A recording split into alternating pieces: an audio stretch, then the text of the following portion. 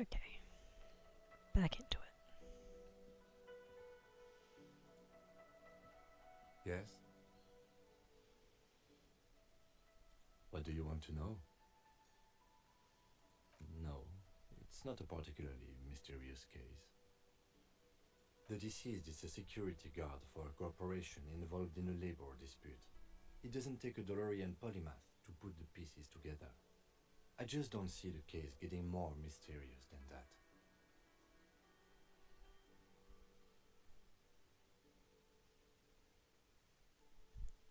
There was some interest in this case at my station, but not for the reasons you have in mind.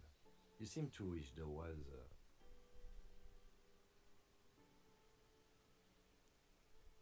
Good point. Martinez is famed for its occult sex murder rights. We'll get on it immediately. The wary tone is the surest indicator that the lieutenant is being sarcastic. Extremely. It can still be an otherworldly sex mystery in your head, with a dark twist even. He's basically challenging you to sex it up with some lurid twist. Don't get right into it.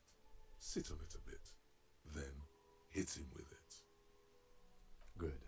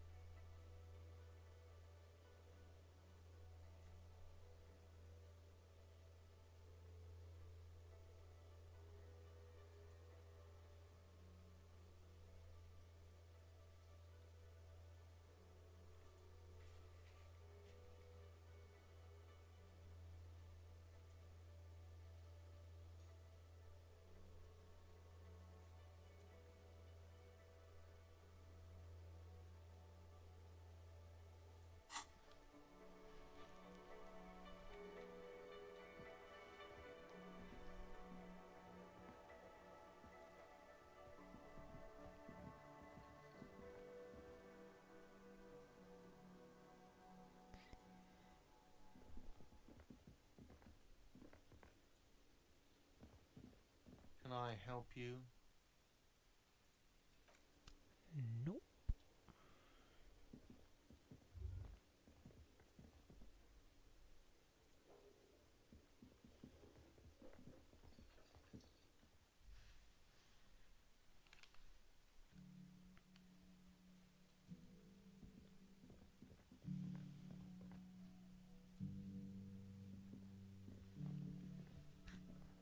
This is the door to the room you redecorated.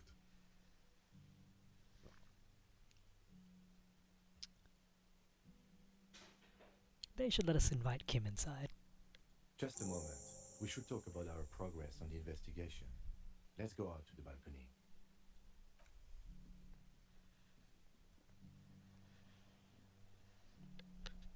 The air outside is brisk.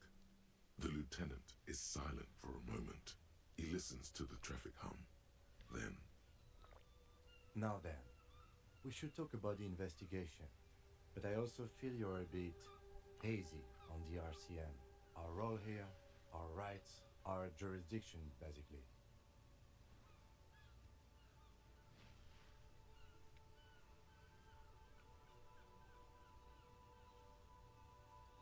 Well, we didn't even look at the body.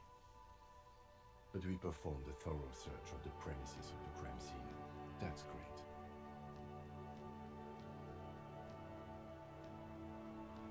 We are both doing our best under the circumstances. Just don't drink tonight, please. As for the interviews, we weren't able to find the union leader, Everard Clare, much less interview him. So that's on the to-do list for tomorrow. We tried to interview the White Band's rep, but she asked us to do something for her first. Fine, so be it. I have a feeling Joyce knows how dangerous the situation really is.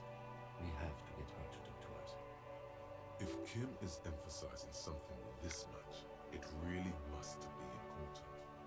Above all, though, today was exhausting. What's with all the running? You run a lot. Is that a standard Precinct 41 practice?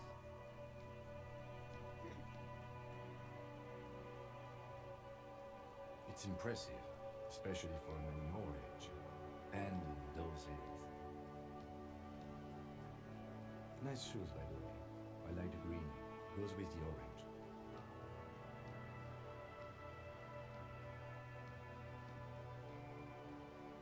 I have a cigarette every night when I go over my nose. It's something of a ritual. Oh man, he looks so devastatingly cool with that cigarette. You mean this?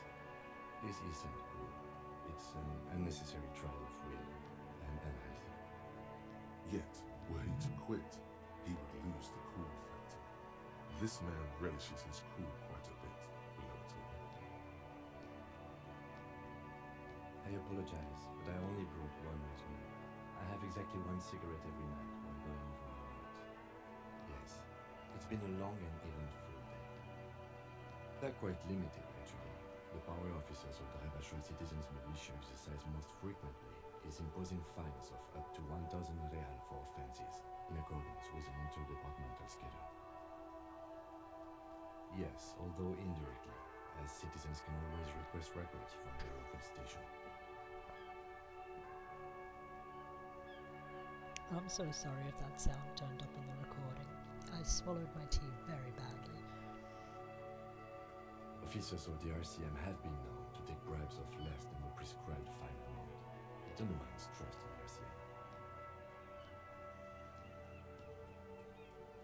The RCM's primary role is to ensure safety. We are not really supposed to play any part in the economic structure of Rebachol. We can arrest people, of course, but rather than bringing someone in directly, it's preferable to serve a station closely. It prevents confusion and overcrowding. You can't. Those who don't show up become fugitives, though, and have fewer legal rights when they are eventually caught. It's about power projection. Thus far, they seem to mostly show up. We are permitted to use whatever force we deem necessary, even lethal. Yes, the last time was 4 years ago. He has internalized it well. It's just that. A fact. A self-contained past event. You have to supply compelling evidence for why it was necessary to use lethal force. In these cases, your partner is usually your witness. Not a good position to be in, by the way. Internal Affairs handles these cases thoroughly, by cross-examining you for inconsistencies. It is hard to cover for anyone, which is for the best. That's an improbability, perhaps even impossibility. Precinct 41 is known for a higher than average rate of police violence.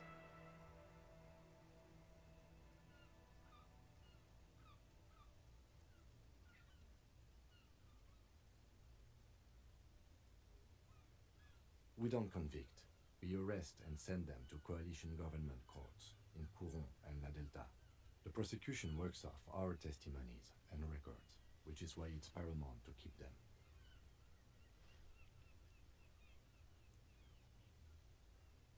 Yes, the international community's mission in Rebachol, and the moral intern more broadly. The RCM was formed by the coalition government to restore order in the international zone after the revolution. So we did.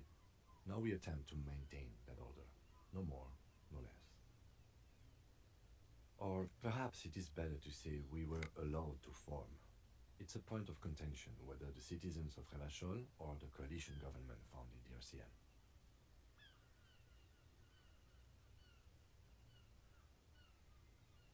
Be sentimental if you like.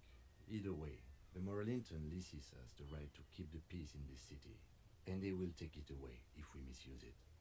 Or if they think you do. The Moralists International are the world's largest political organization. You know who they are. They have been running this place after the revolution failed. Okay. They're a union of center-left and center-right parties across the Real Belt. Our coalition government is just one of its many projects. They also run the ICP, EPIS, most intergovernmental organizations in the world. The Moralinton are a fact. I try not to have opinions on facts until they change. And it doesn't look like that's about to happen. Interesting question. It's a blue forget-me-not. Their motto is love, compassion, self-discipline. I think you can gauge what they want you to think of them from that. Something kind and usual. Something almost self-explanatory. Something like the dark blue, serious color of the early night sky above. What do they believe in? They are Dolorians. They believe they continue the humanist project set forth by Her Innocence Dolores Day 4 centuries ago. Others say they are just technocrats. Those others say they continue the humanist project set forth by Dolores Day. A historic figure? The author of the modern age? You will have to look elsewhere for opinions. The subject of humanism is too abstract for me. Do you?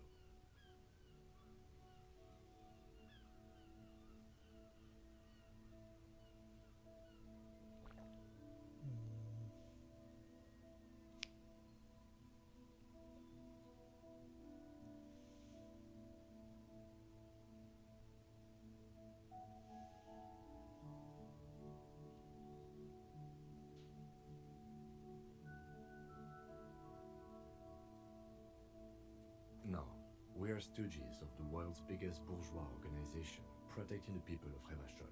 That's the hand we were dealt. Without the MI, we would be common vigilantes. Spoken like a revolutionary, not a cop. But hypothetical aside, in Martinez we already are vigilantes.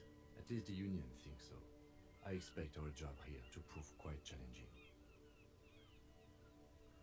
The dying lights of the city shimmer below. Slowly, like luminous clouds, they pass on his lenses. The lieutenant looks at his slim cigarette, contemplating the next drag. An aerostatic passes overhead, the whiskers of its floodlights on the ground below. Kitsuragi's glasses light up as he looks to the sky. 2 glowing circles. They really don't like us here. The Union, the teenagers too. It's different in land, in Jamrock and the GRIH. It's our fault for leaving this place to the dogs, to the Union, to the company, not daring to come here more often. This place has fallen between the cracks, the jurisdictions of our 2 precincts. We run this city. West of the river is RCM land. It's incredibly hard. Human beings are... But we are in control, and it's worth it. The organization works, our systems work. If they didn't, the city would disintegrate.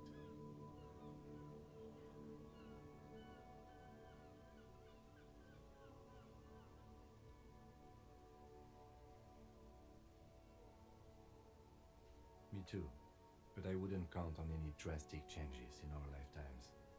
He is very tired, but the dark circles under his eyes make him look younger, not older.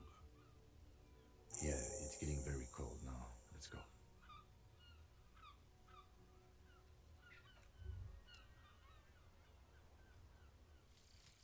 Mazovian Socioeconomics.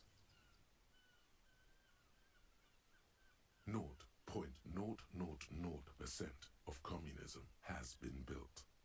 Evil, child-murdering billionaires still rule the world with a shit-eating grin. All he has managed to do is make himself sad. He is starting to suspect Krasmazov fucked him over, personally, with his socio-economic theory. It has, however, made him into a very smart boy with something like a university degree in truth. Instead of building communism, he now builds a precise model of this grotesque, duplicitous world.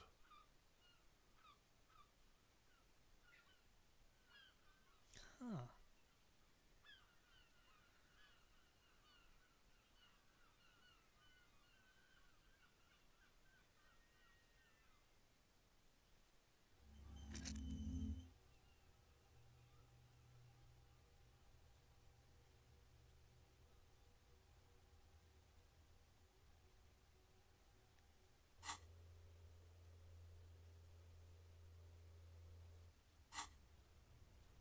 Yes?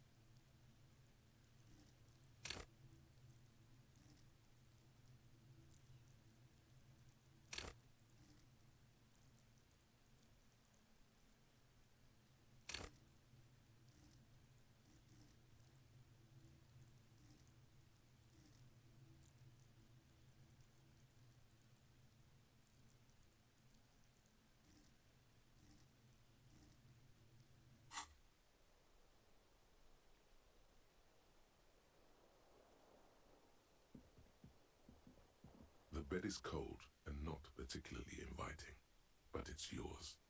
The sheets look awful. The option to go to sleep becomes available every night after 9 p.m.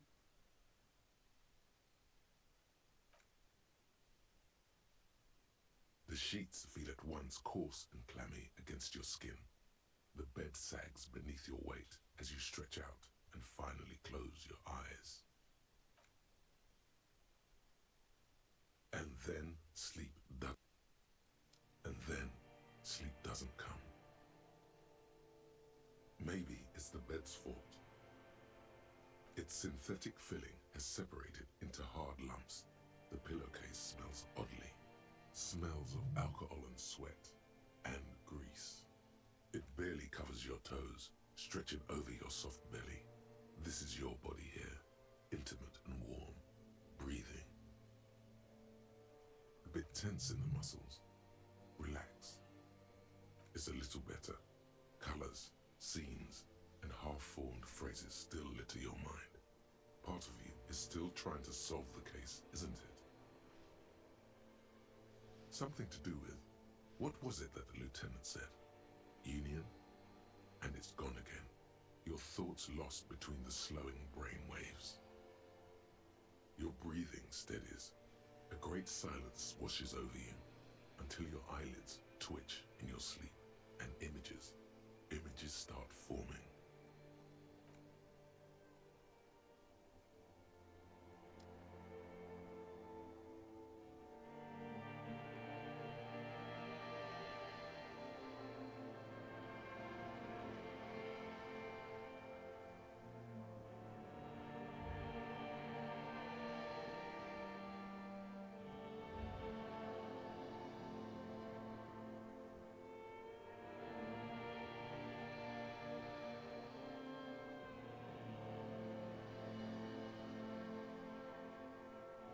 Do you remember the scent of your childhood?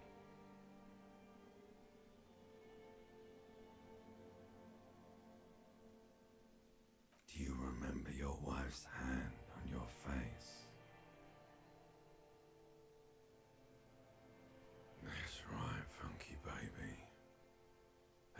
just stood there, one hand on the bottle and the other on your dick, watching her go. Let it all be dragged away from you. Tell me, where are your friends? Human beings have friends, Harry boy. Where the hell are yours?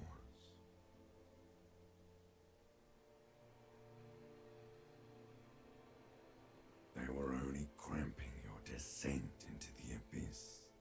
Now they're gone. 3 times gone and never coming back.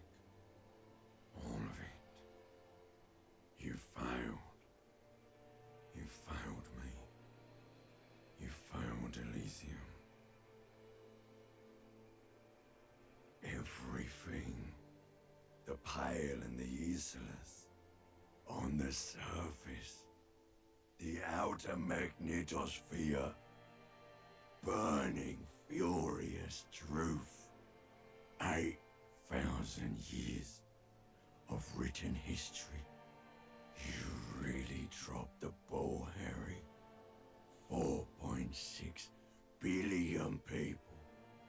And you failed every single one of them. You really fucked up. No, you haven't.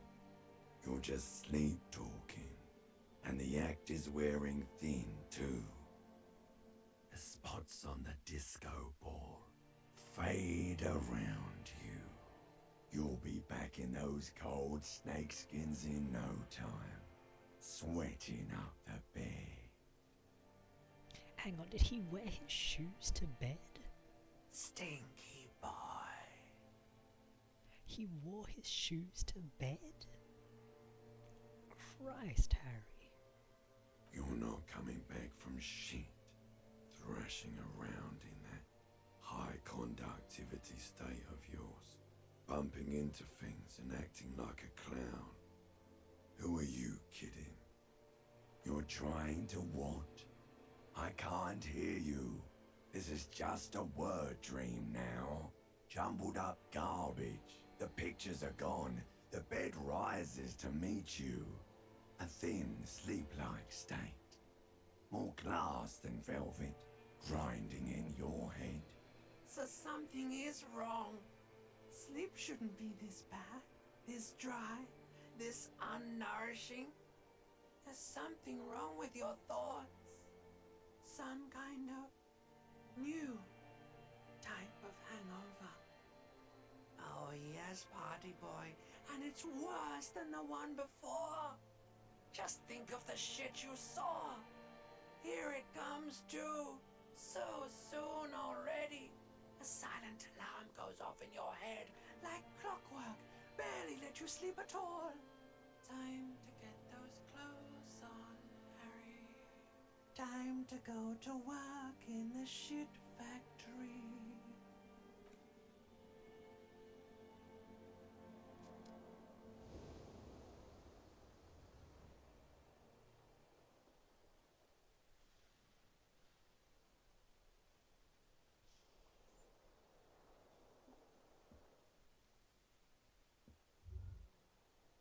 Good going, buddy. Oh, just a dream. You have ones like that all the time. You feel even worse this morning than you did last night. You mean, why are you so tired? Too tired and down to even think? It is worrying, isn't it? You can't be a detective like this. Detectives need to be able to think. It's just that your heart has finally pumped all the speed out of your system, Buster. Time to get some more.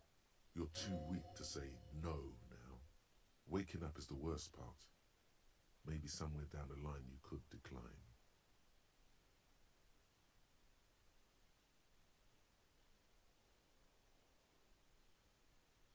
Are you sure? Ready to live as this pathetic shell of yourself for days? Basically, a week. Let's be honest, 2 weeks. Maybe 3. You won't make it. Half the town will be dead by then. You will be fired. Suit yourself, slow, sad shell man. See how you do without your spark. The bed is still cold from the broken window, and not too inviting, but it's yours. You've earned it.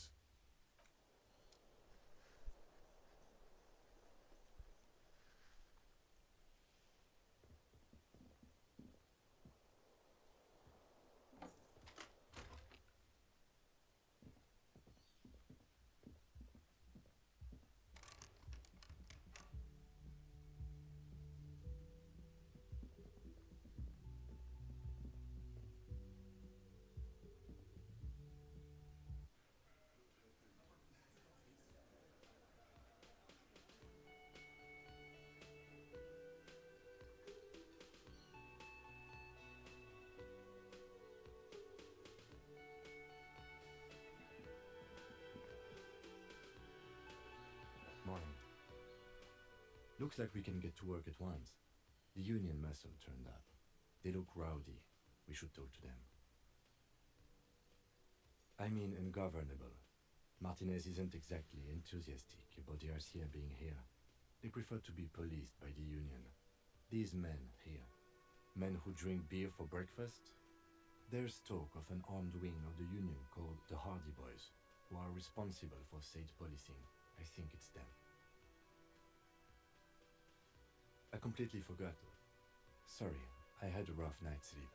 It's them by the looks of it. Loud and nasty, just like the manager said. One loose thread less to worry about, and one big problem to replace it. That would just escalate tensions. No captain would sign off on it. Solving one murder isn't worth a conflict between the RCM and the Debarders Union. In fact, even the death of 2 detectives might not warrant an all-out war. So let's keep a cool head, okay? One more thing before we do. We don't have to talk to them immediately. We can walk right past them, continue with our business. Yeah, streetwise. Zoom right past. Do it on your own terms. But aren't you curious to know what they have to say about the murder? They're in no hurry to leave. They think they own the place. Anyway, I leave that choice to you. Whatever you decide is fine by me. Okay, so this is about where I got to the first time I tried to play this. I recall the first time I tried to play this. This meeting ended very badly. Very badly. So I think we won't be doing that again.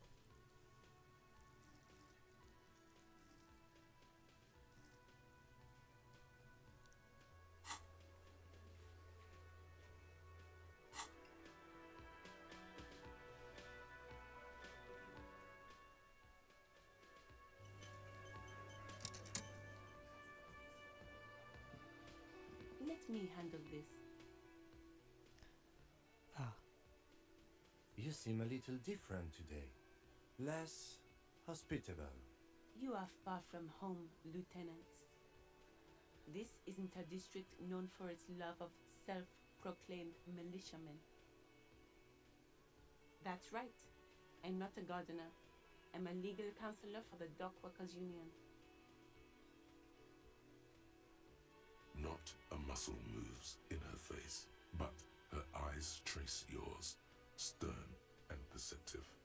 You are looking for Titus Hardy, who you think has information on a murder the RCM is investigating. You want to interview him. That's Titus. Talk to him, but know this.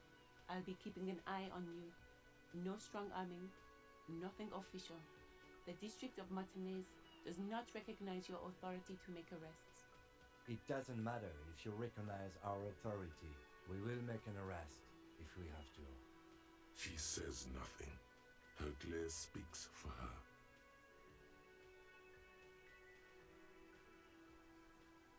What you want is of no significance, officer. Don't test your authority. In Martinez, you are no one. Like I already told you, I'm a legal counselor. Do you have hearing problems? Hmm. yeah. What are we going to do to you? The Union isn't going to do anything to you. It is not a crime syndicate. It is a labor organization. Goddamn right it is. If anything, it is the RCM who do things to people. But we digress.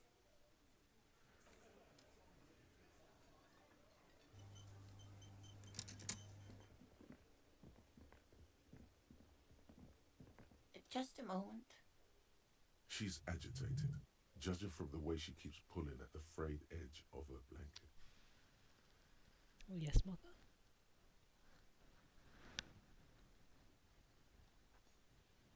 Oh, I see. You wanted to wiggle.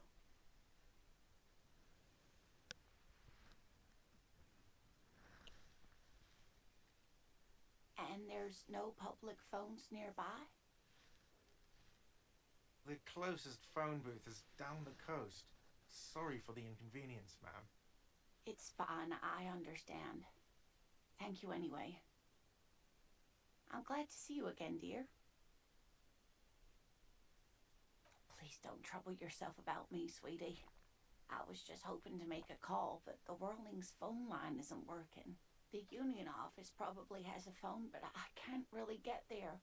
Or to the phone booth down the coast. And Gary's phone is dead too. The manager was vague about it. Why would he be vague about phone problems? This is something to look into later. Ask God, maybe. To let the young woman who's house sitting for us know that we may be delayed. Morel, my husband, and our friend Gary were supposed to get back by Monday night, but they're still missing, and I haven't heard from them. I was also hoping she'd heard from Morel. A little missing persons puzzle might just be the thing to take your mind off the hangover. That's just it. This isn't like him at all. He always plans his expeditions so carefully. But you have more important things to worry about. Just some field work, sweetie. Morel is a highly trained scientist. He and his assistant Gary are studying an extremely rare species of insect. But they should have returned by now. They were just going down the coast across the water lock to set a few traps. He said they'd be back on Monday. What could be keeping them? Oh, sweetie, it's nothing like that. Gary's as loyal as they come. I trust him with my husband's life any day. There's a nameless old fishing village nearby, but we've never had any trouble there before. There is a lot of crime around here, isn't there? I can't say it's the best part of town, but I wouldn't worry too much about a pair of grown men traveling together. Some fringe science is exactly what's needed right now. Spice up that vanilla murder investigation. Are you sure we have time to go chasing after bug hunters just now? I did suggest we play it cool, but...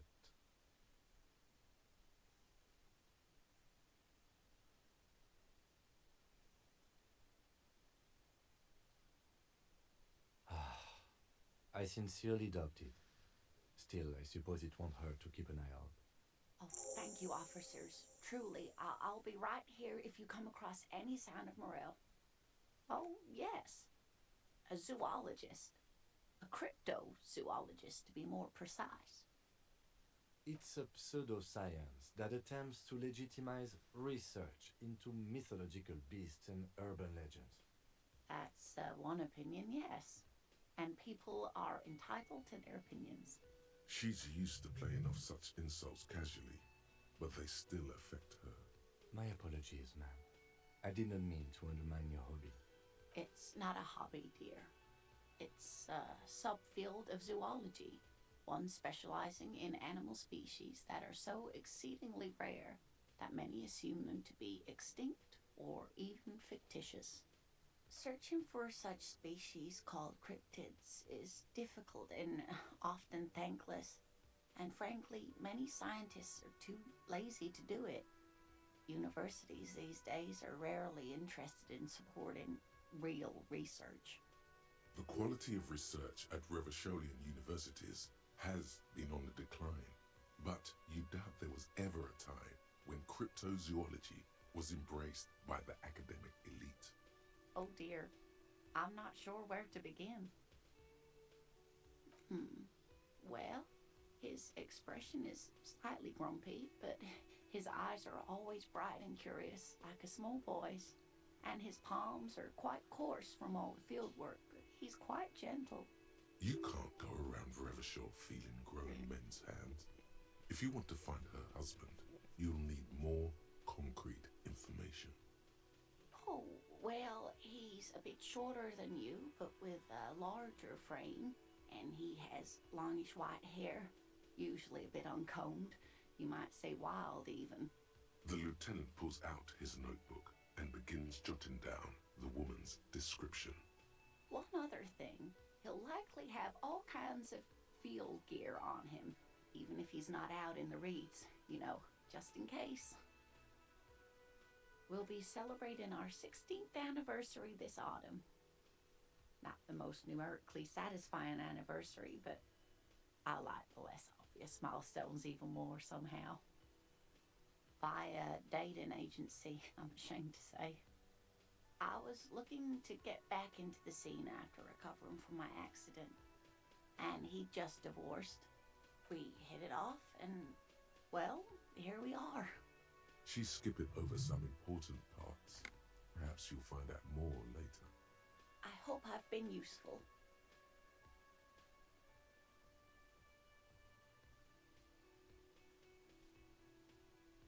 Oh, sweetie, it's fascinating, but I shouldn't bore you with entomological minutiae. The lieutenant gives you a sideways glance. Tell me about the bug. Well, it's a phasmid, technically, but... Ah yes, Phasmatodea, a diverse group of insects whose bodies resemble twigs, leaves, that sort of thing. Ghost insects, colloquially. Where other phasmids imitate sticks or leaves, this one's a living reed. It disguises itself among the reeds here on the Insulindian coast. Hence its name, the Insulindian phasmid. Perhaps you'll end up co-discovering the phasmid with us, officers. I knew it. We're gonna be chasing made-up insects with cryptozoologists. It's not made up, officer. I can assure you. It's simply elusive, so much so that most establishment zoologists doubt it exists at all. Well, some teenagers making out in the reeds saw one. They didn't know what it was, of course, but there was a brief article in a local newspaper about their encounter with a ghost insect that looks like the reeds. Gary sent us the clipping. Of course, most phasmid sightings turn out to be false alarms, but their description matched the Insulindian phasmid perfectly, and they didn't even know what they were looking at. Enthusiasm has wiped the worry from her face. Her eyes sparkle behind her glasses. I suppose I have something of a personal connection to the Insulindian phasmid. All scientists have their little hobby horses. Not at all. Why else would it hide itself so carefully? Yes, it can blend in almost perfectly among the reeds. It's how it stayed hidden all these years, centuries even. Oh dear, I'm afraid I'm not explaining this very well. It is very special. Morel can explain it all much better. I wish you could hear him describe it. Then you'd understand, I'm sure.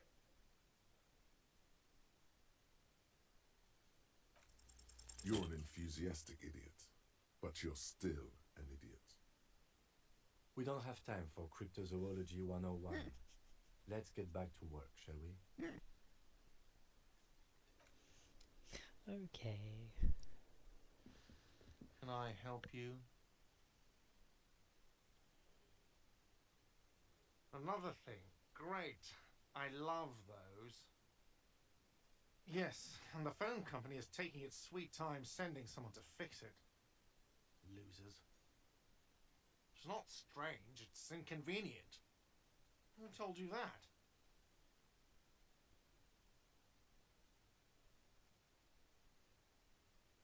Fine, yeah, it looked like someone had messed with the wiring.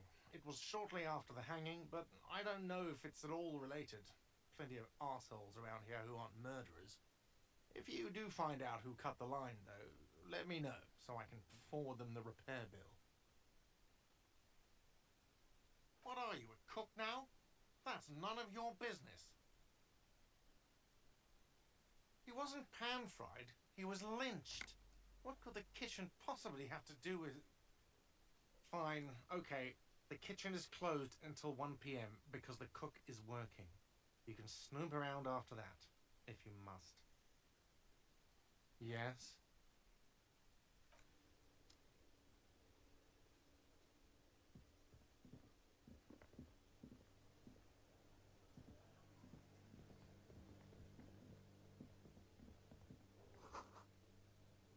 Hmm.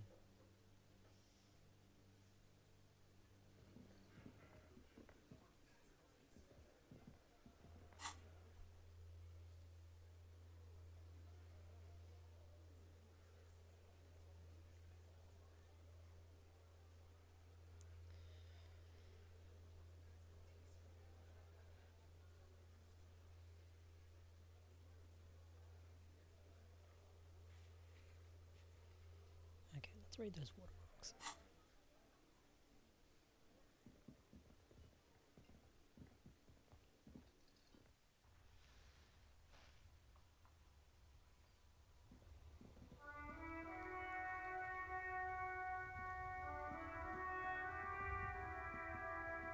In the morning light, the white on blue police livery on the motor carriage cannot but catch your eye.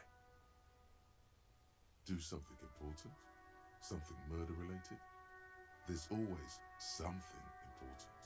Doesn't mean you can't take a moment to admire this piece of machinery. This is a Caprice Canema, the Caprice Motor Corps follow-up to their highly successful workhorse, Caprice 40, and the answer to the Lum's racing breed, Furth series.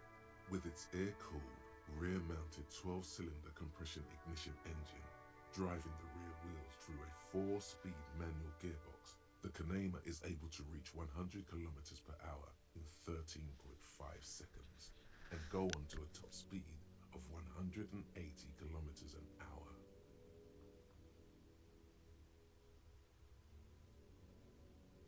The high center of balance is offset by a large battery bank mounted at the bottom of the cabin, feeding all the auxiliary systems and making the Canema effectively a mobile power plant.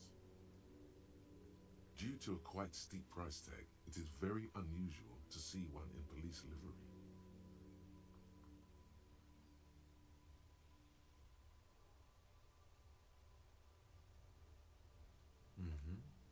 You want to take a closer look?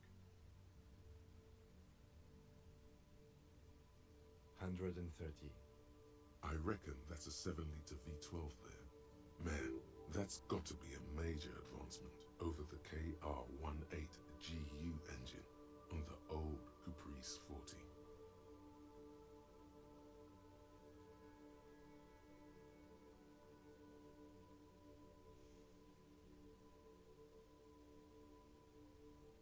Yeah, you know it?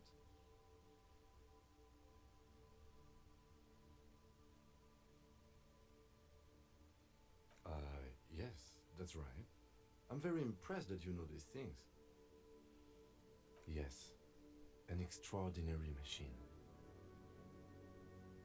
It's nice and all, but why so modest? Put some zing into it. Flare it up. Slam it down. Helium headlights would improve the range and quality of the visual field a lot. Actually, I have a pair at home. Just haven't gotten around to fitting them yet. I need to lay some wiring for the ballast first. You want to help? Thank you for the offer. That might be fun. Let's do the case first, though, alright? He liked the idea. Inside, you see a set of steering levers, a radio microphone, microphone, a pull-out toolbox, and the soft glow of the fuel preheater gauge. Alright. Ready? I turn, you press start. It's next to the preheater. The dashboard lights up with orange glow. The raspberry gauge jumps, and the engine of the Caprice Canadian comes to life with a whiny growl. Like a leopard waking from its sleep, yawning and roaring at the same time. The lights unfold with a little click, casting electrical light onto the ground before the vehicle. There you go. I'll turn them off from the remote once you're done. We just need to stand in front of the machine now.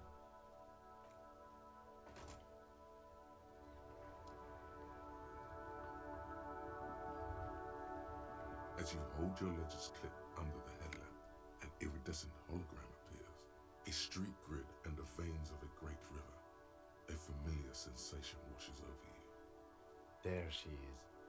Revachol West. Around the borders of the watermark are dozens, no, hundreds of micro-perforations. The rectangular watermark is overlaid with the logo of the RCM, and yet the major arteries of Revachol are all recognizable. They shimmer in the Kanema's headlights. A rat brazenly darts past you and disappears amongst the stopped lorries. In the distance, a child somewhere shrieks. A woman reprimands her in a voice no quieter than the child's cry. Ah, Martinez. Let me see. Right here.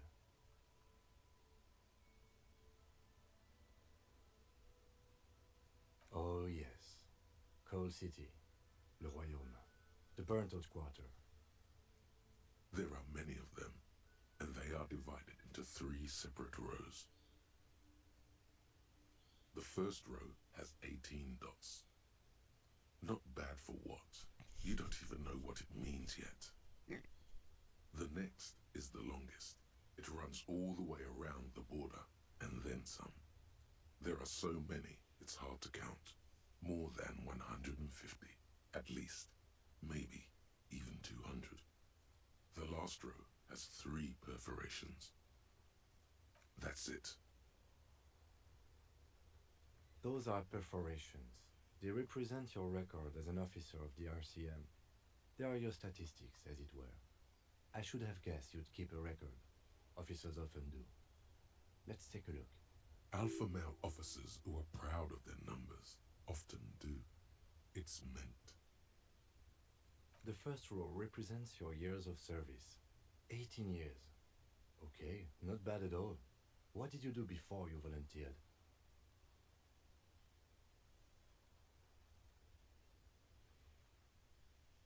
Maybe you were a diplomat, or in PR. Doesn't matter, I suppose. Let's move on, shall we? This next row, the one that wraps all the way around, is your number of closed cases. Closed is good. It means finished. You've got, let's see, wow, more than 200.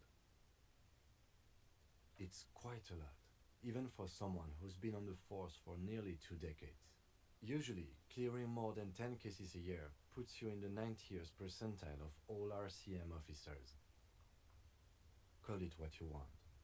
You were a valuable member of your precinct. Now, let's look at the last row. Right. Those are your confirmed kills. You've got precisely 3 perforations there. For an RCM officer, especially Precinct 41, which is in the Jamrock quarter, it's rather tame. I mean that in a good way. There are certain officers who treat their kills like some kind of ghoulish game. If they do happen to solve a case, it's usually by accident. But it seems as though you are, or at least were, one of the good ones. So we have that to be thankful for. Yes. Everyone has their own method of coping, some more effective or self-destructive than others. Personally, I find it helps to keep up a few hobbies. Oh, this and that. Let's not get into it now. Why not gardening? You've already got the gloves. The lieutenant lieutenant nods. Right. I'll go turn off the lights. You can now see your statistics on your journal page, to the right of the task description.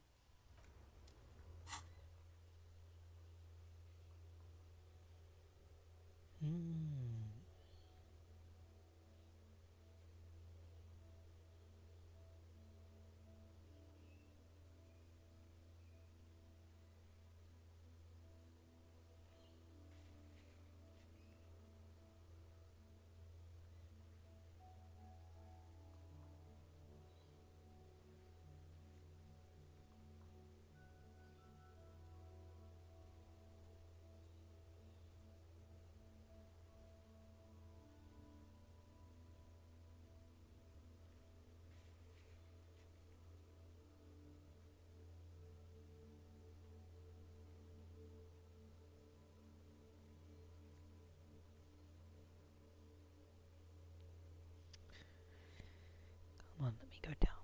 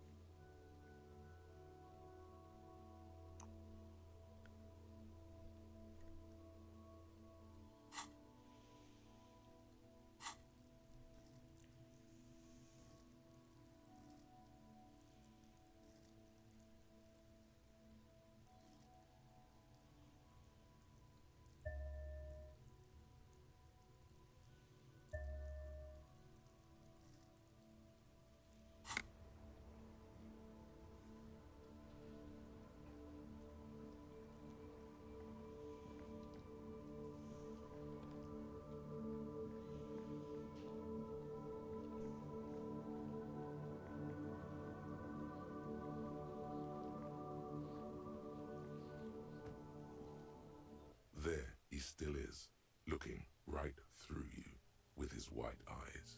The body below is entirely dedicated to that corpse smell. Emitting it is all it does now. The smell is repulsive. It pushes in from your mouth, more instant and more familiar than anything you expected, more fever than odor. It fills your mind, flushing you from within.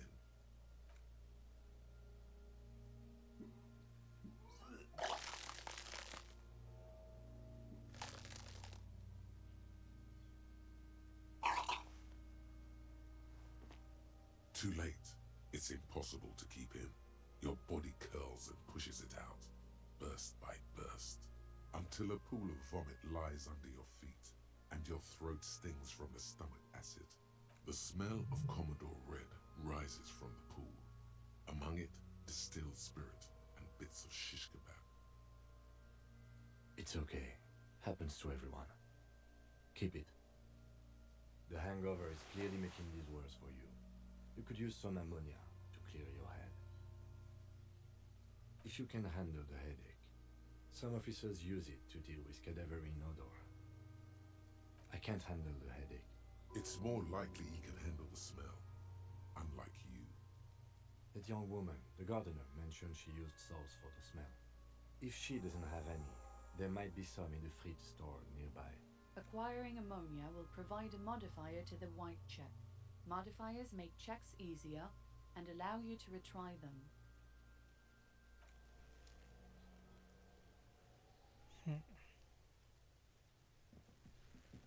Can't you see I'm throwing rocks? Alright, entertain the Kuno. Show me what you got. What you got there? What you got, huh? Show me what you got. The kid moves his hands like a basketball player dribbling fast.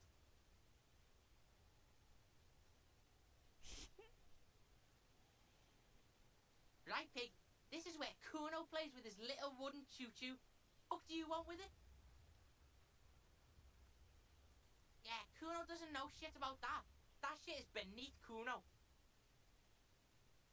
Listen, listen. Kuno doesn't care about this small-time shit. Just listen. Kuno saw what you did there, dumpster diving. Sad shit. Kuno could hook you up with some sweet rags. Shit like Kuno's wearing. Your size, good 500 real.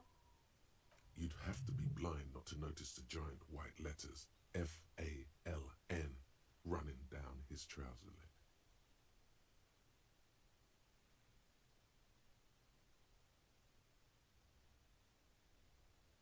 Look, Kuno ain't seen shit lying around, except for that up there. Now, you want performance gear or not, Grandpa? The lieutenant remains silent, but his expression couldn't say, "I told you so," any louder. Whatever. Kuno was trying to help you, but you're too fat for fouling anyway, pig.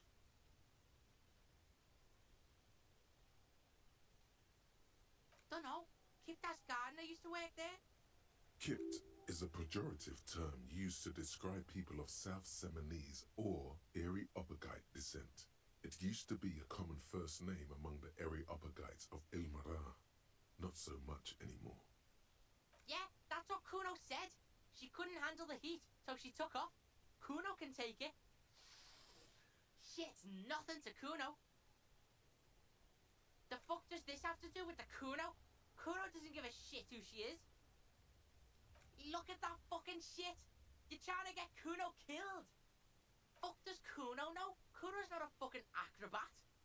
The lieutenant takes a quick note in his notebook. It's a trap, Kuno! Don't climb it, Kuno!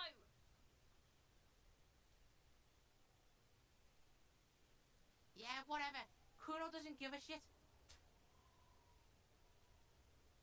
You found Kuno's secret door to Kuno's secret shack. It was closed for 5,000 years. How the fuck did you get in? And then what? You fucking there. You fucking Kuno's kingdom. He's trying to fuck at you again, Kuno!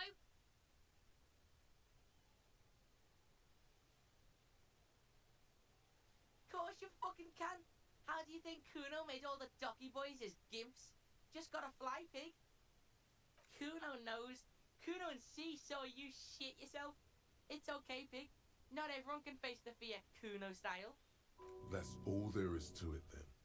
Don't be a pansy. Just jump.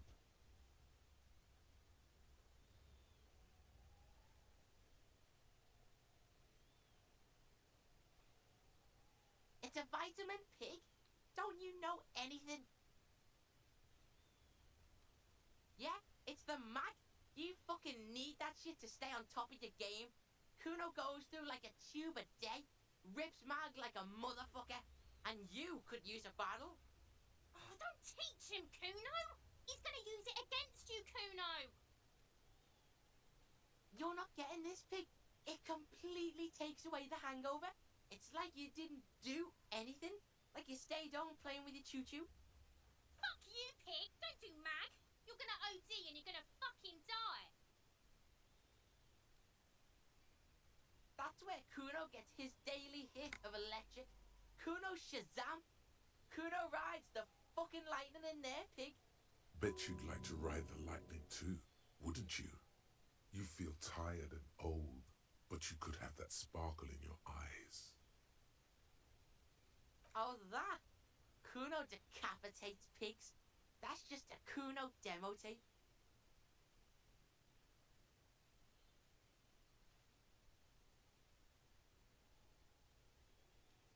Too brutal for you, huh? Kuno fuck your tongue off. Of course you want back in there. Everyone wants back in there. Good call, Pigmeister. Don't come and talk to Kuno about his kingdom. Shitload, pig.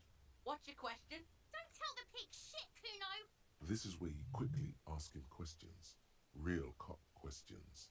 Like a cop. Probably climbed. Kuno was busy down the road when that shit went down. You heard Kuno. Kuno wasn't even in Martinez. Kuno wasn't in Revachol. Kuno wasn't regional. I don't know. Some fucking Mesk or I don't know. Some other place. Night City. Kuno was in fucking Night City. There is no Night City anywhere. That sounds like the name of a city in some pulp science fiction novel. Why you gotta be riding Kuno's ass? You haven't been where Kuno's been. You haven't been in Kuno's head. You wanna know where Kuno was? You wanna know what Kuno's been fucking up to? Don't tell him that, Kuno. It's lame. It's not fucking lame. Kuno's building Kuno's City. Night City. Rage City. The City of Rage. That's it. And it's not lame. Lame. That's the name of Kuno City, bitch. Get the fuck off Kuno's back. This shit ain't about that. It's impossible to deduce what it is about, at least for the moment. If it's important, it'll come up later. Focus on the case. Just a couple of pigs sniffing around in the dirt. That seems pretty fucking suspicious to Kuno. Yeah, you tell the faggoty, Kuno. Kuno's fucking. Kuno uses the fucking for target practice. He's trying to hide the fact that he doesn't know. Kuno knows all kinds of shit. Kuno's not a snitch, that's all. Trying to make the Kuno sing into the popo phone. You're testing Kuno's patience here. Get lost.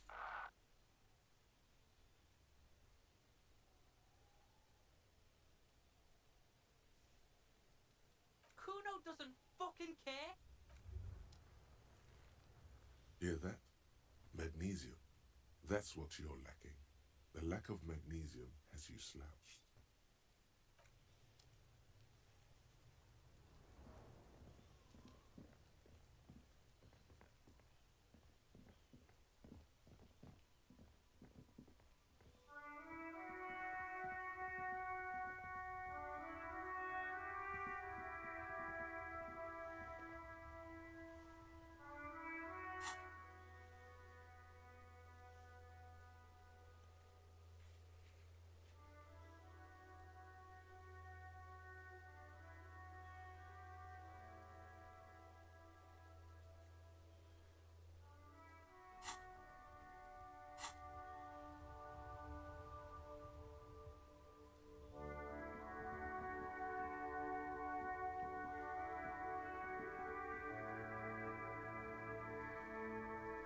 Oh, yes, Miss Mocha.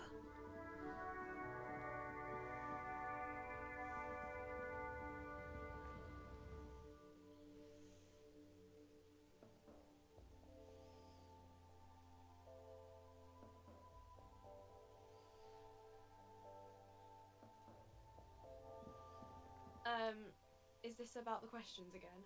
Because I don't really know anything. A warehouse? I don't know. Maybe. I don't really care what Frit does. She looks up from under her brow. Fine. Frit doesn't have a warehouse. Just a little back room here. Okay? She looks up from her magazine, eyes filled with tired ennui. Yes. What we have is there. In the medicine cabinet. Go take a look yourself. A small cabinet on the wall is filled with various medicine bottles, nasal sprays, and blister packs. They all bear the Saint Baptiste Pharmaceutics logo.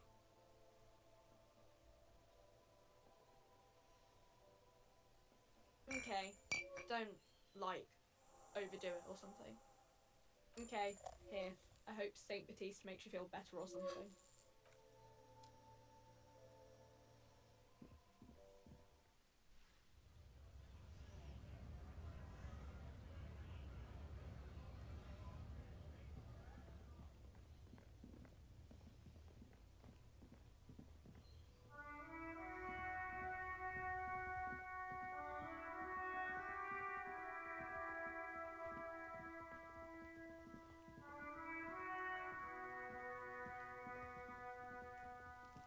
There he still is, looking right through you with his white eyes.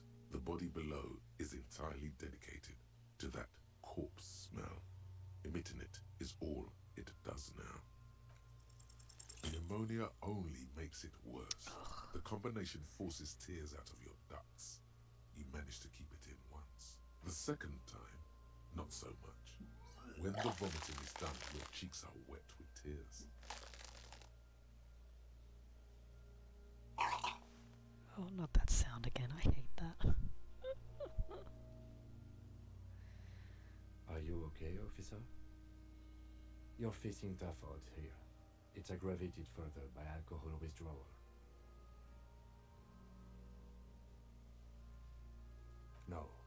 This is a two-man assignment because it needs 2 officers to complete. I need your help. You need to get your shit together. We should go talk to the locals. Find something else to do while the wind changes. It's pretty bad right now. You've gained a thought. When this dialogue is over, go to your thought cabinet and internalize it for special bonuses and effects. Give it half an hour. Get yourself together. Then come back and have another go.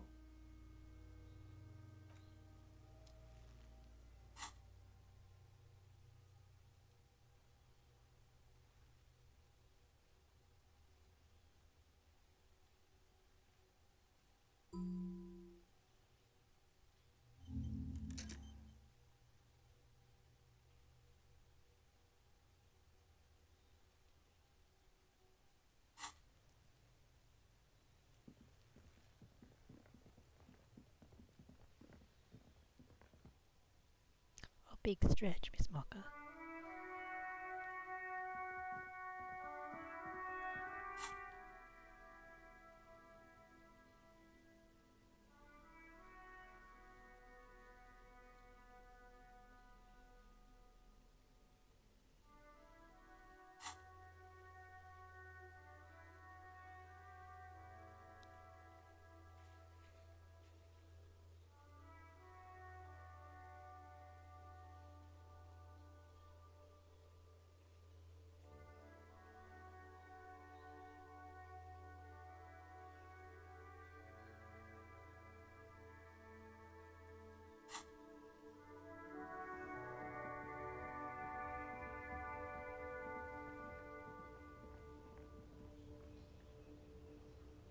Still here, stuck in this damn jam, my man. What's up?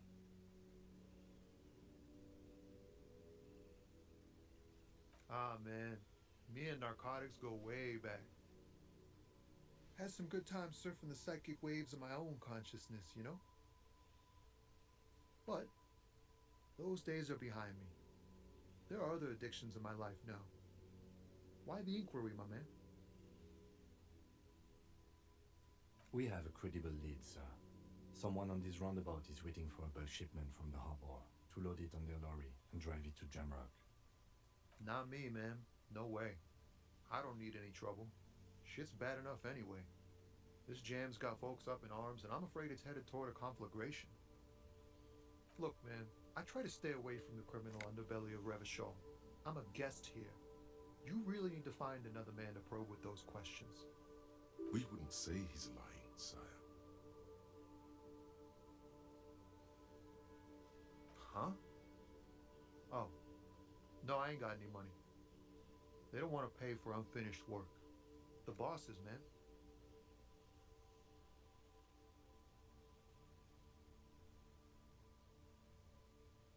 Yeah, it sure ain't good for me. Or you. I'd spare a coin or two for a city cop down in his luck. If I had saved 4 myself.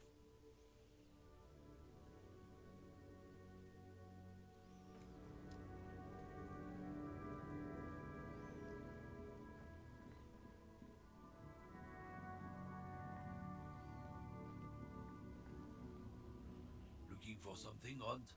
Come to tell me to fuck off again? Oh man, that's great. Look at that guy go. Haven't seen anything that funny in a while. God man. Thanks for that, but no, it's not mine. He doesn't live in Montanez. Drugs? They are shit, man. I don't let anything pollute my body. You know where that shit comes from? Sarah Miriza, Safre, Ilmara. They take the money from our local junkies here and then use it to outcompete us in the manufacturing sector. They know they can't beat us in a fair fight, so they have to get us to weaken ourselves somehow. It's racial sabotage, racial economic sabotage. He eyes you warily, unsure how to respond. This goes on for about 2 seconds. Then, I don't know shit. And if I did, I wouldn't tell you. What do you think? I can't leave the lorry unguarded. Stuff's been getting looted lately. It's those little kids sneaking around at night. If they touch my stuff, the bosses will be on my ass like ass cancer. There was a bunch of spilled boxes in the back of a big lorry nearby. Yeah, I knew that guy. He was an honest driver who loved this country. We were having a good debate about genetics at the Wheeling in Rags when some kip boys smashed his lock and took damn near everything. Lost his fucking job over it. Since he left, I haven't had anyone to talk to. If they were getting drunk inside the Whirling in Rags, how could they know who broke into the lorry? What? Aren't we allowed to say there is a kips who do all the stealing around here? That's not road to science, man. Isn't it obvious? Fucking Sealang, that beady-eyed South Samaran. His little side business is a scam. I wouldn't be surprised if he was peddling drugs as well. He's a Samaran guy who likes to pretend he's some kind of businessman. Really, he's just selling his employer stuff. Stuff he stole after he broke the seals on his Humanox lorry. Just follow the smell. It smells like apricot and oil when you're nearby. Yes, yes. Where is he? Looks like I offended your partner there. Too bad. Sealang's usually a little bit south of here, near the canal. You can't miss him. Just watch yourselves. His tribe are natural liars. It's in their blood. He's your man, all right? 100%. I wouldn't be so sure about it. Not until we've heard what Sealang himself has to say. Guess so.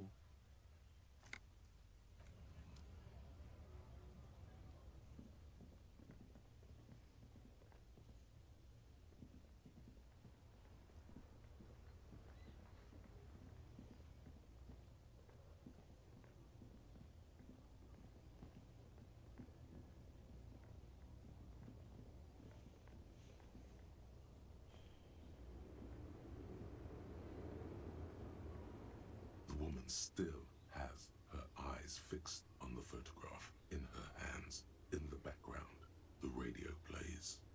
If you want her attention, you may need to be more forceful. Where am I? Who are you? Never mind. I remember now. I'm still stuck in that traffic jam in the 50s. Back in Methka, during the time of the revolution, the sidewalks and cafes are filled with the young people. I was on my way to see a new Boyadero picture starring Gabriel Buenguerro. Until you came along, that is.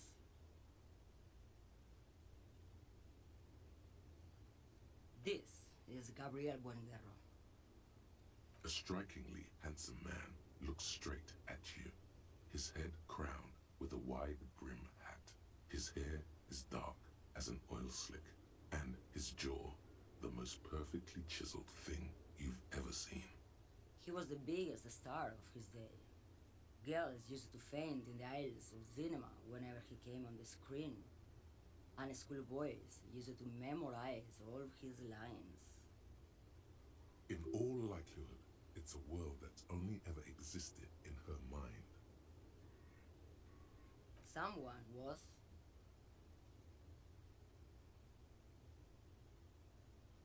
They are someone's memories, boy. What difference does it make if it's me or not? They're beautiful. That is all that matters. Beautiful and true. And they will win.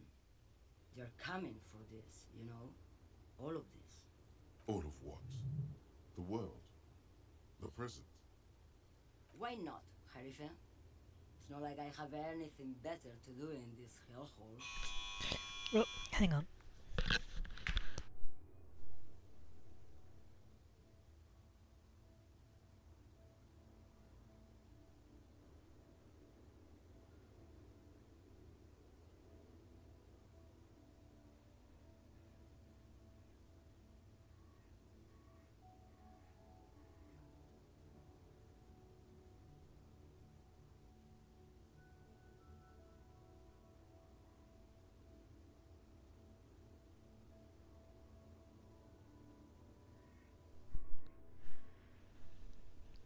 knockers again. I don't know what it is.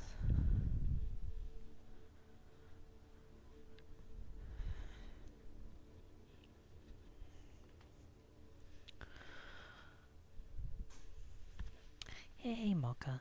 You can come back to my lap.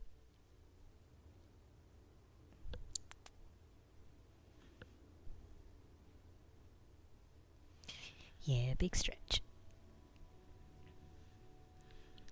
The doorbell always scares the hell out of her.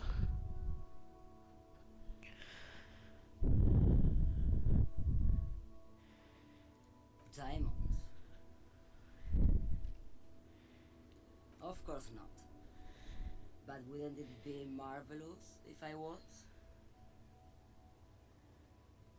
Whatever stupid things they put in the lorry, I imagine.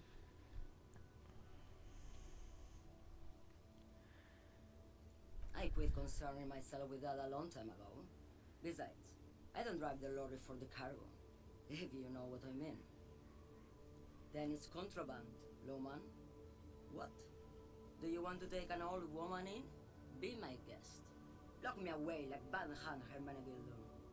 Bad Hand Hermenegildos' bad hand strangled 300 people. What can I say? Some people just really like strangling people. What do I need drugs for, Lowman? What I see, what I feel, the great adversary, no drugs can compare.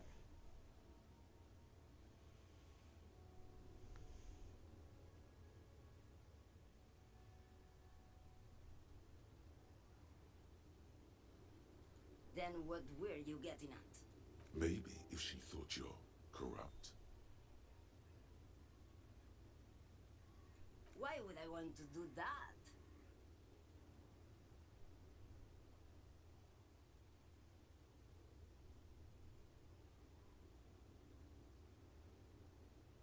Lowman, what in the name of God are you talking about? Maybe. Probably not.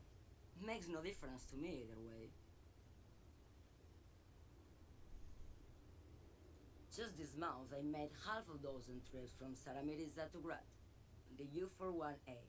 What do you think they take from Saramiriza to Grad, Lowman? It's diamonds, Lowman, obviously.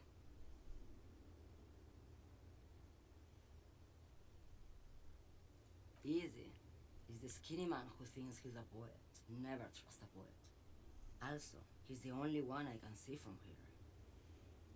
That's correct. There is no visibility of any of the others. Diamonds are good for you, Lowman. You should try them sometime. Make yourself pretty like Eva de Zoras. Where do you want me to go? This isn't so bad. I can listen to music, or the seagulls. Look at all the colors and the features of this world. It's a good palate cleanser, this jamboree. Or I can just relax and let my mind carry me back where it will, to the Great Plains. I think we're done here, no? Yes, go. Enough jamboree. I need to get back to Mesquite.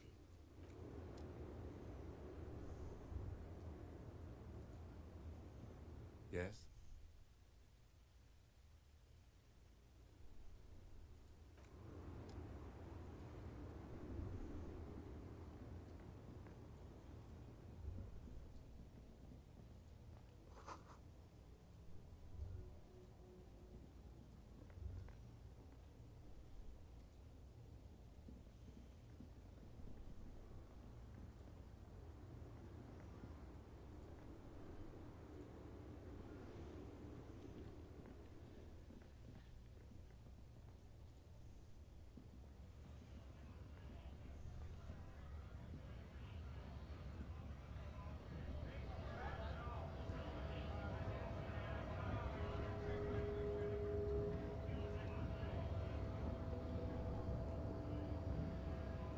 Hola, Wandering Man.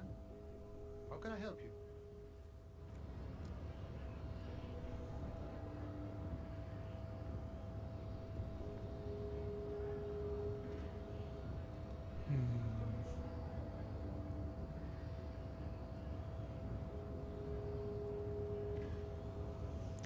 I still don't want to talk to Measurhead yet.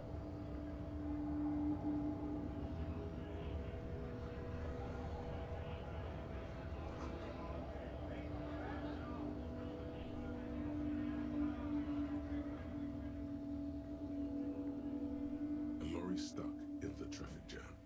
This big, heavy Grad-made machine is well kept for such an old machine. The windows are clear. They've been recently washed. You can see a lorryman's cabin with personal belongings, stickers, insignia. The driver has adorned his space with a substantial collection of peculiar paraphernalia. Proclamations about honor, strength, and purity are glued to various panels. A large metal pendant hangs from the rear view mirror. The pendant features a sun crown with wavy rays. It is a seal of Royalist era Revachol. The back end of the cabin has a small perch to sleep, large ashtrays. There are several suns and wheels sewn into the curtains. A book with ragged edges catches your notice. The front cover features a large muscular man. The title reads, Man from Eamdal in the Lost City of the Pygmies. Racist nationalist paraphernalia, not unusual in this part of town. This is our guy. Likely, yes. This guy's proud of who he is, drapes it all over his machine. There he is, in front of Rita, smoking nervously, hoping it's over. Volumetric ship compressor. Bizarre scientific Miss news Mocha. from Revachol West today, where a police officer's shit has been observed at a pressure of around 495 gigadecimals. These metallic hydrogen levels of shit togetherness were thought to exist only at the center of collapsing stars, not law officials. It remains to be seen how long the shit singularity lasts.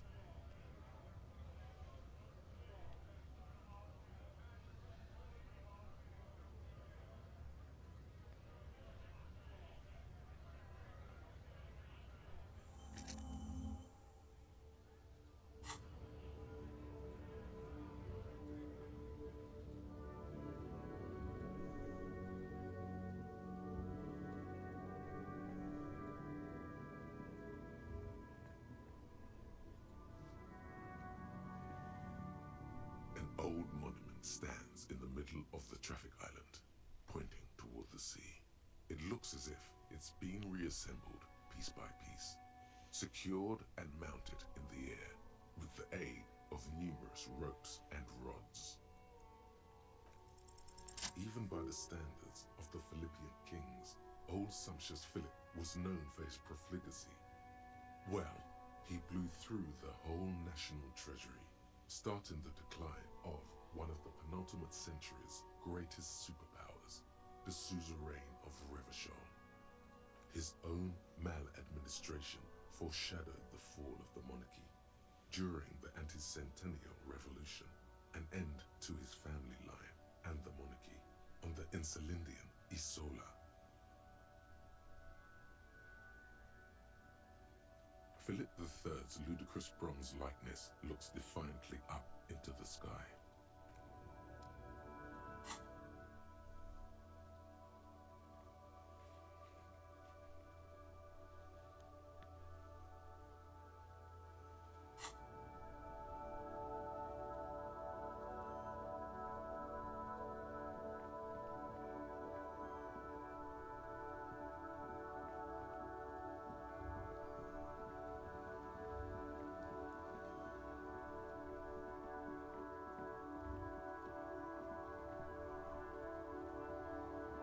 Looking for something, Aunt?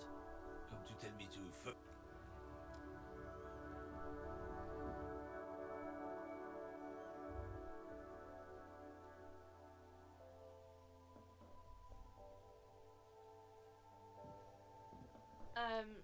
Is this about the...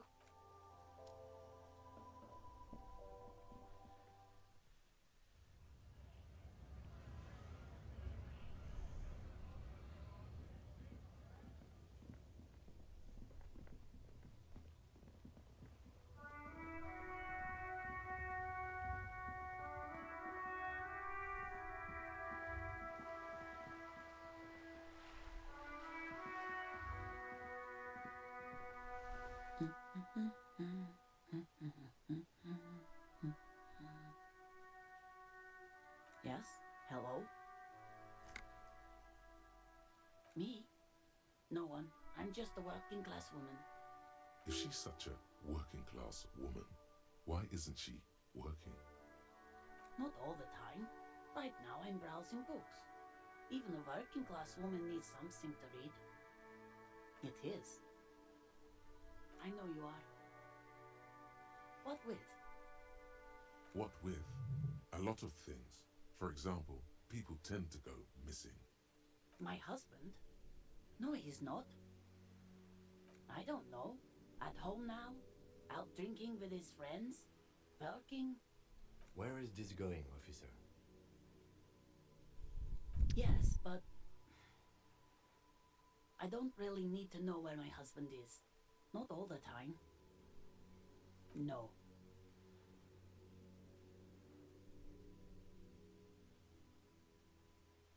Of course he's not. It's not like he's a pocket watch. I wouldn't just lose him. It's got to be something else then. Why else would you be asking her if it wasn't? No, absolutely not. Are you a policeman or a nanny? They are not missing, sir. You know where they are. They're at home, smoking.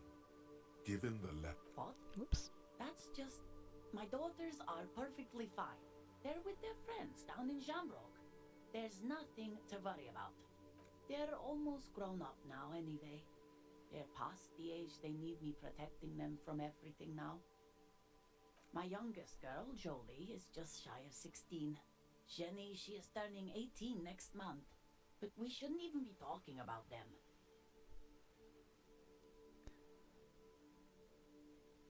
Oh, I can't exit this conversation. I have to ask what they look like? Okay. Why do you need to know this? Haven't I repeatedly told you that they're not missing? That they're in Shamrock, safe and well, at some stupid party? There is no investigation here. I can tell you that. Okay, it must be asked then. What are you doing here? Why are you pursuing this? Is it a hunch? Her hands move over the book covers. The tips of her fingers look rough, stained with yellow. It seems like she has spent a lot of time at work, smoking.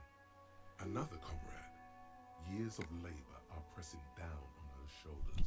She deserves a hug for all the work she's done for mankind.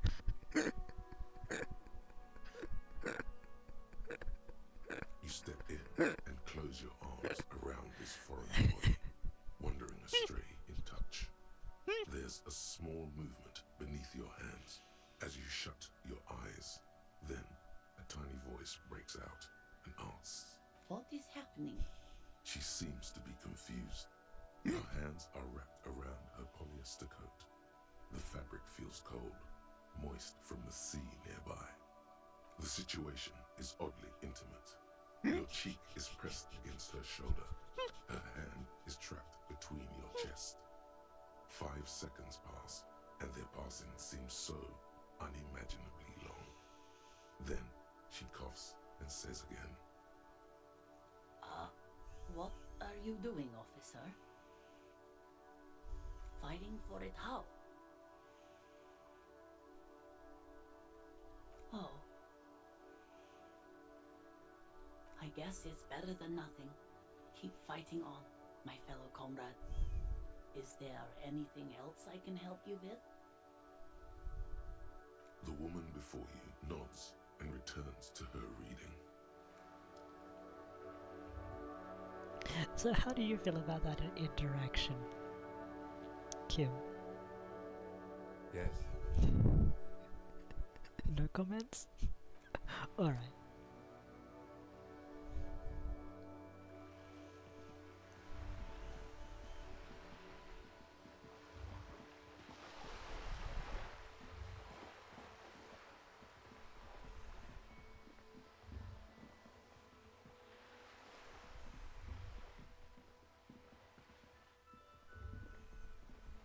A sturdy metal door guards the southwest entrance to the apartment building.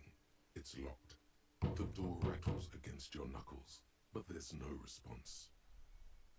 The door rattles again, but this time you hear an elderly woman's voice calling out from inside.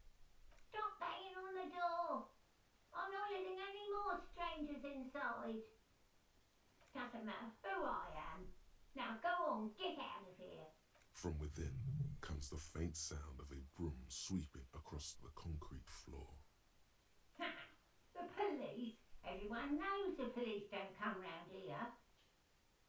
No, I already told you. I won't be responsible for any more strangers getting into the building. Go check the backyard door. Maybe someone there will. Backyard door. There must be another entrance to the east. Madame, I assure you, we are real police officers. There is no reply. Just faint sweeping sounds inside.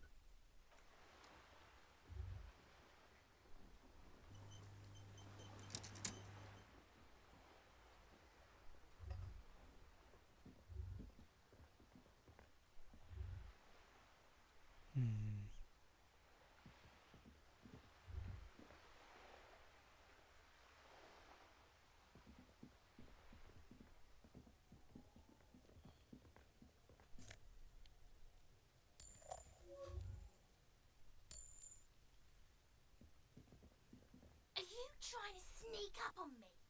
Come to slit my throat in my sleep? Apparently, she doesn't like people standing behind her back. Logic error. She's not sleeping right now. Pig's come to take me out. Trying to snuff me out. Don't get fucking clever with me, pig. You think you're so clever.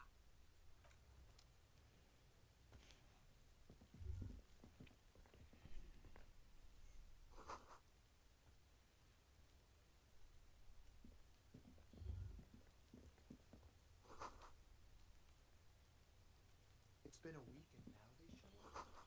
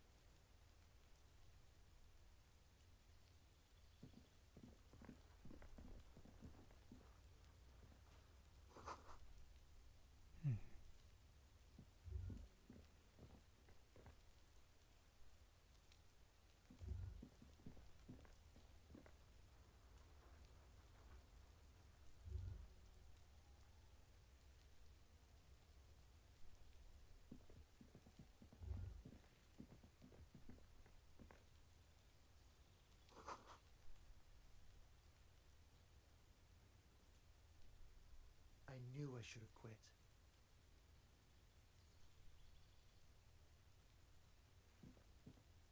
You see a young man on a balcony nursing a cigarette. His eyes have been following you for a while. Not looking for any trouble, officer. It's the voice of someone who has something to hide, my liege.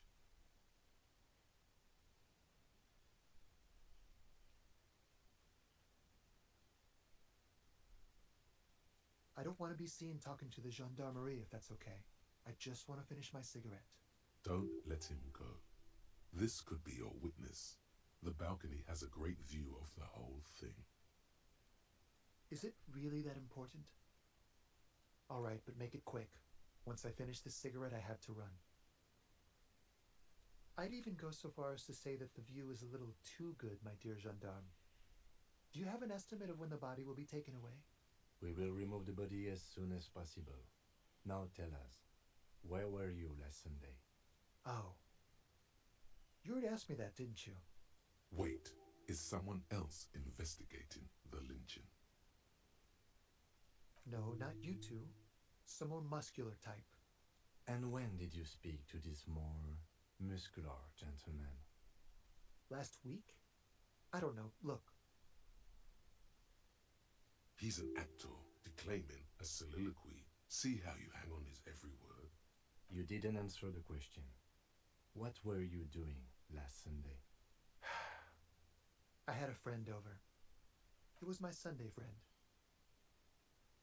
He doesn't reply, gesturing no with his cigarette. In the neighboring windows, you can see faint reflections of his silhouette, all from different angles. My name? My name is Martin Martinez. That's definitely not his real name.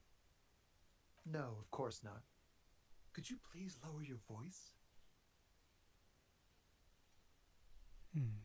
No.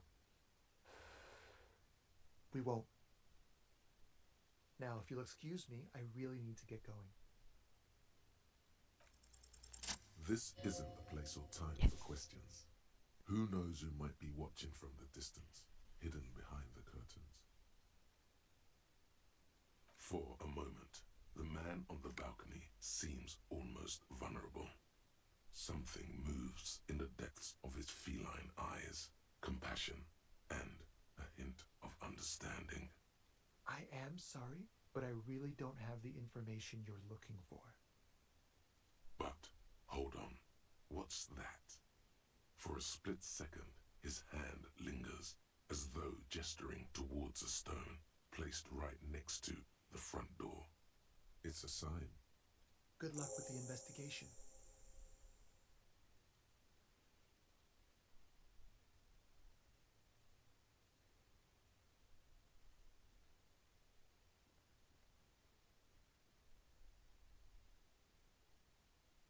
He's gone. No point in running. Tenements like these often have multiple exits. If he doesn't want to talk to us, then he'll know how to hide himself. He could be a witness. Him or his Sunday friend. Either way, we need to look into that muscular type who's asking about our case. He did leave us a sign. Did you see that? He wanted to draw our attention to that stone right over there. If we find a way inside the building, we can ask around for his apartment. A stone, like any other, lying in a whirl of sleet and mud. Maybe there's something under it. There's a key beneath it, rusty from the dirt. This must be for the front door. Pity doesn't have the apartment number on it. This building has many apartments and the man can be in any of them. We'll just have to go in and see.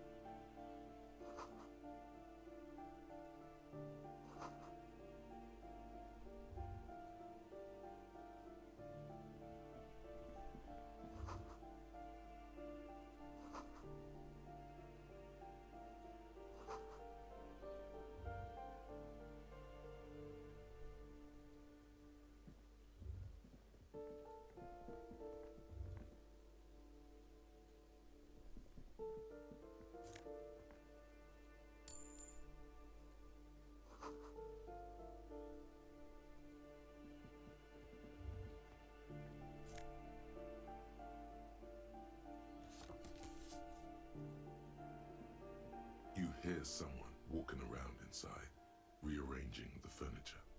The number on the panel says 10.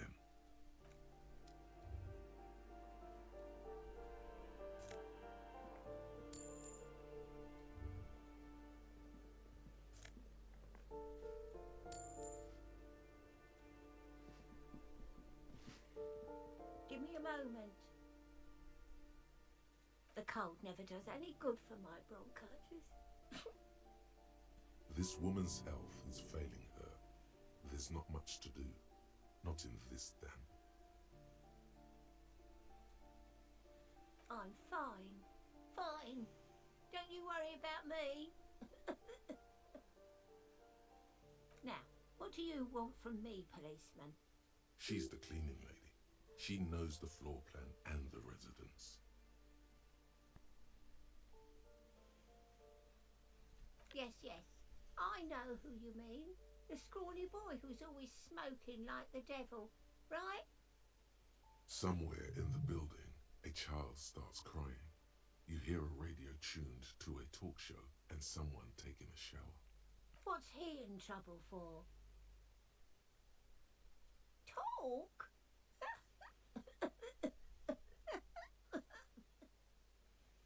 What was so funny about that? He lives upstairs in room 28. Go to the balcony. It's one of those doors there. He's usually home in the evening. Thank you. We should go check out his apartment on the balcony. See if he's home. Ask away, policeman. The artiste? Nothing I can do about her, I'm afraid. She ruins the walls faster than I can clean them. Still, she leaves an old lady to her business. More than I can say for others. No one lives there. It's been empty for months. Impossible. I would know if someone had moved in there. Maybe it's those countercultural people again. Breaking into a house like it's a public space. You're a policeman. Be good and take a look, will you? Great. Young people. They're worse than rats. You know, always littering the hallways with trinkets and empty beer cans. She mumbles some kind of a response, then hacks something into her handkerchief. I'm no one. Just an old woman who cleans these hallways. If you can call it living. I have a little room upstairs right next to the coal room.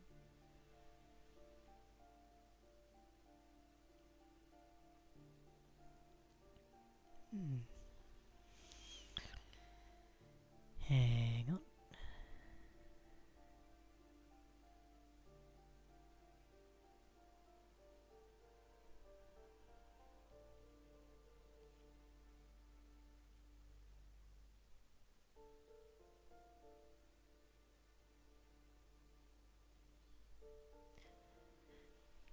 Okay, ban the bot. Let's continue. It's barely bigger than a closet. But I don't complain, no. I have my bed and my aching bones to keep me company. And that's all I need from this world. She hasn't spoken to anyone for a while. Even her sentences feel rusty.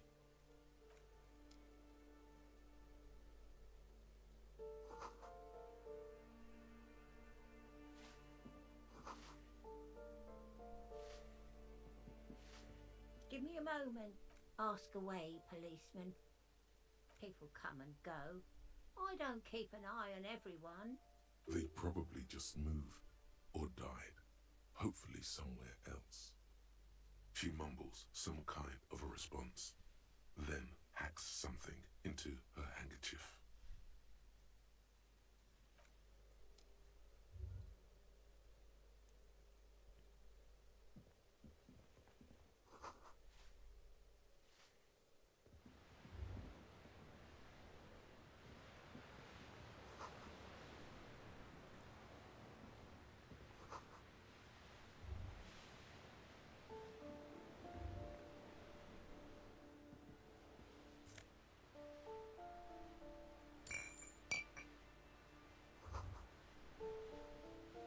What happened here?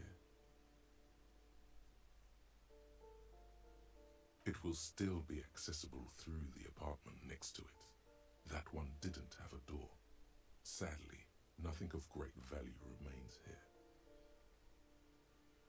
Indeed.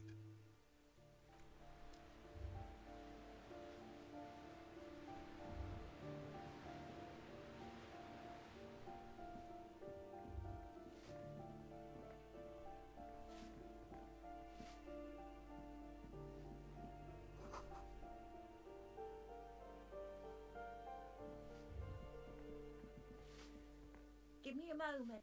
Ask away, policeman. The hell am I supposed to know? Another nut job, I assume. Some lunatic lost his mind.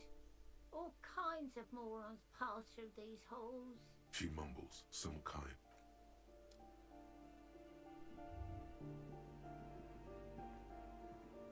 You hear someone walking around inside, rearranging the furniture. The number on the panel says 10. The walking stops abruptly, but no one comes to the door. A poor communard, from the looks of it. The room is barely bigger than a closet.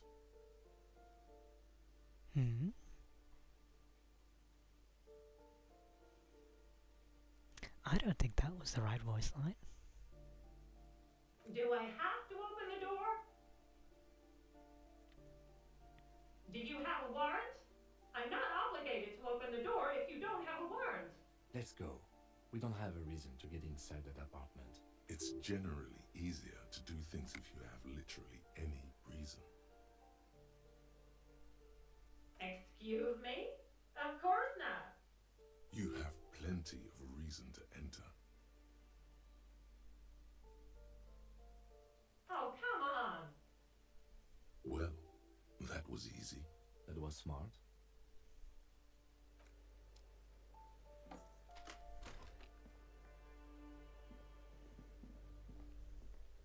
Satisfied? My name is Marielle Charpentier, and I'm an agent with Martinez Realty Associates. I am not breaking in, as I have every right to be here. Boy, there are a lot of different keys there. More than 20, at least. Do you want to see my ID as well? You can't legally ask for it, but why not? Want to see my residence permit too? Very well, but please make it quick. I need to be back in La Delta in an hour. Oh, that's another huge mess. The former tenant owes us 3 months of rent. 3. We closed the apartment and planned on auctioning off the valuables, but... And again, I have no idea how stupid mistakes like this can even happen. But Ron, when he came to close the door, didn't close the neighboring door. And there's a hole in the wall. A hole in the wall. Can you believe it? And then the tenant ran off with his stuff. He's gone. The money's gone. Just like that. The sum must have been puny.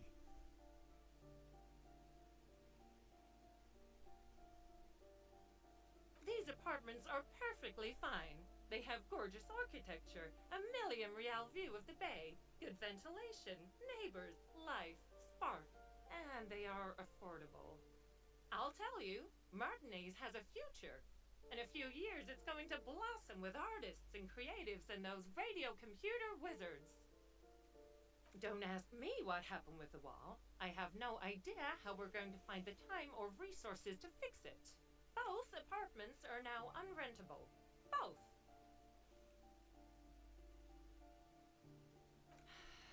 I need to get it ready for the next lease, but as you can see, the previous tenant completely trashed the place.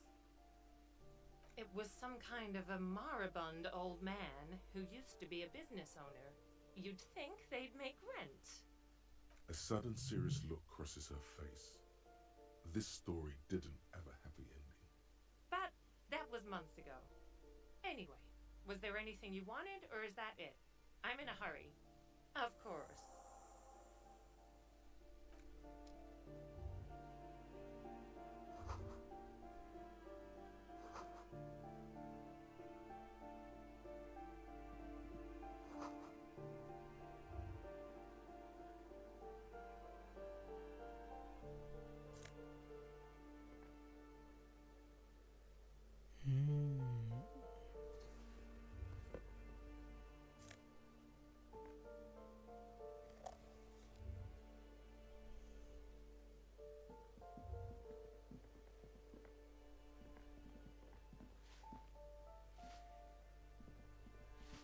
Give me a moment.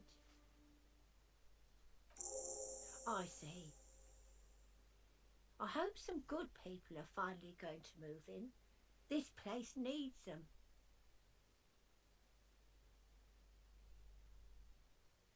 Oh, I do like wizards. And people like that in general. They have a lot to tell us about our fates. She means clairvoyance.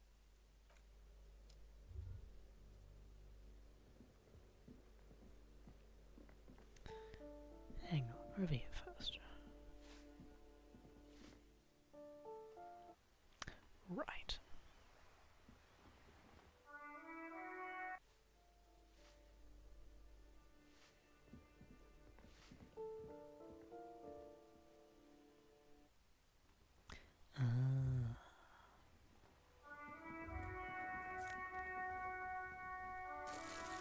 Ruination has come. The broken arches betray the once grand history of this building. It towered over the harbor until it happened. A great force from the northeast fired into the city. Heavy artillery shelled the coastline, fired from the water, a straight shot into Revachol. The tenement acted as a defensive wall against the worst of the shelling until it was destroyed, and they had a direct firing line. The waves of the Martinez Inlet rolled over the fallen remains of the building. The dark waters obscured the better part of the remains. This is where the damage came from. From somewhere in the inlet, the cannons. What didn't fall into the ocean was used as scrap. What wasn't used as scrap was thrown into the ocean. Those arches acted as support for something greater than what you see now. Only 3 stories stand where 9 to 12 once did. Restoration has failed. What the shelling took out was never rebuilt. A fleet, the combined armies of Occident and Grad, with Mesk volunteers, a 5-nation army, hundreds of vessels. They massed airships further down in the Bay of Revachol. The artillery was so powerful. The ships not only required gyroscopic stabilization, they were anchored into the ocean floor as well. Many are still there to this day. If you squint, you can just barely see the shadow on the water, far in the northeast. Cannons still ready to placate Revachol. Coalition warship Archer can shoot 50 shells a minute on 20 co-aligned archers. They will reach the city in 58 seconds. The coalition. But that was a long time ago. I think we should move on. It's chilly up here.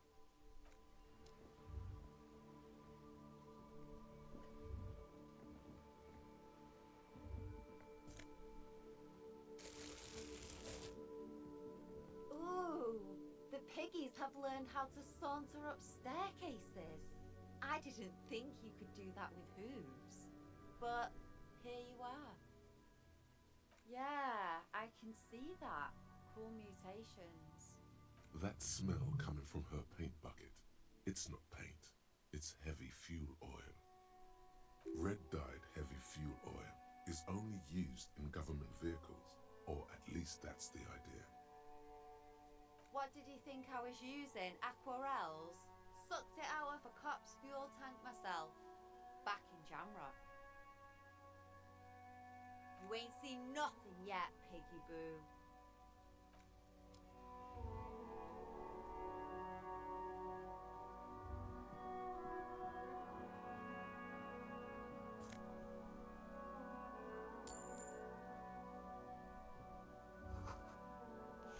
Now hang on. The door is locked. How did he get in there?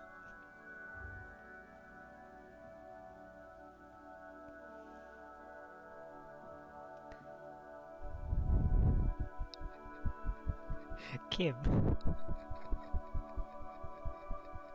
If you can walk through walls, then why are we...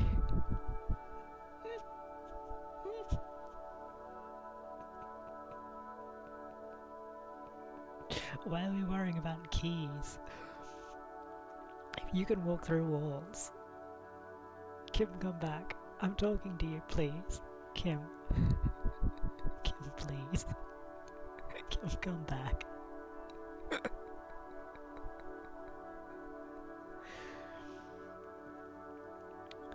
Okay, well, hopefully he follows us back down. I'm not sure where he went.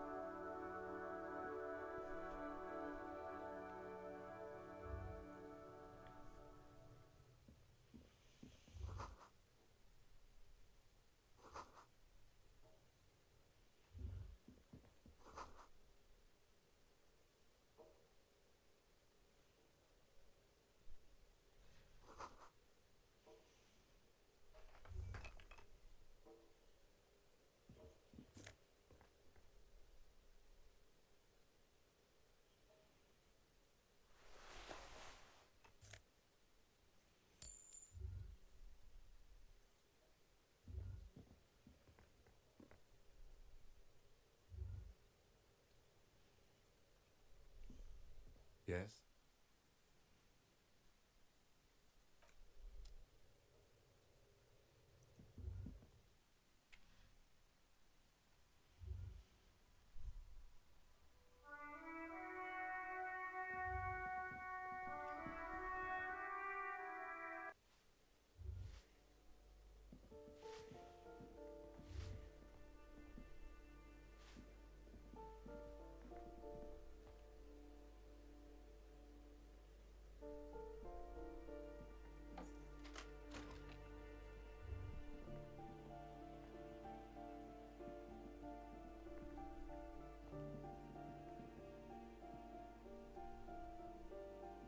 This door has been closed with a padlock.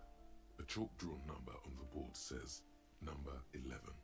It's a solid lump of metal, but the shackle is deeply corroded. A solid pair of chain cutters would make short work of it. You seem committed to it, so go on. What are you doing? You're trying to cut the body of the lock with the chain cutters, and it's really not working. I believe it's the shackle you mean to cut, Detective.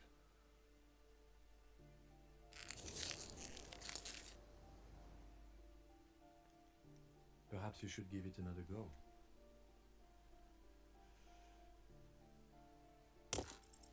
The shackle snaps Okay, like that's a better. twig, and the lock falls to the floor with a little thud. It should be possible to enter now. After you, Detective.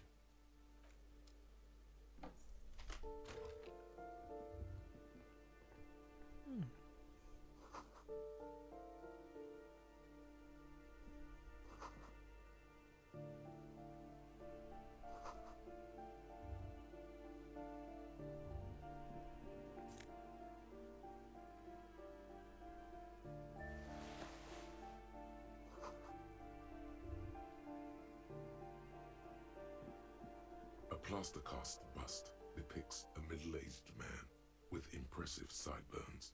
The name on the plinth reads Kraz Marzov. Honestly, he does kind of look like you after all.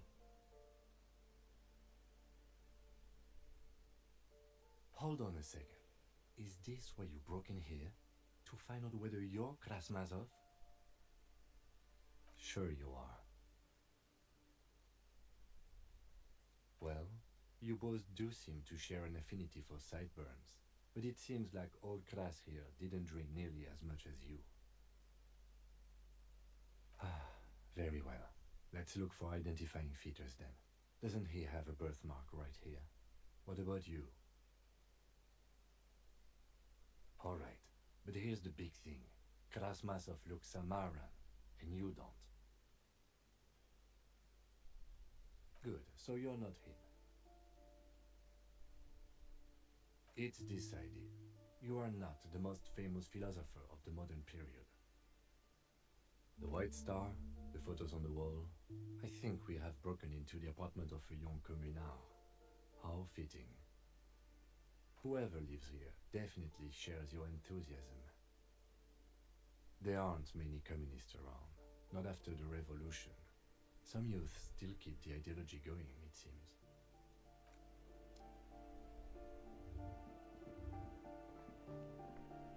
That isn't just a five-pointed star.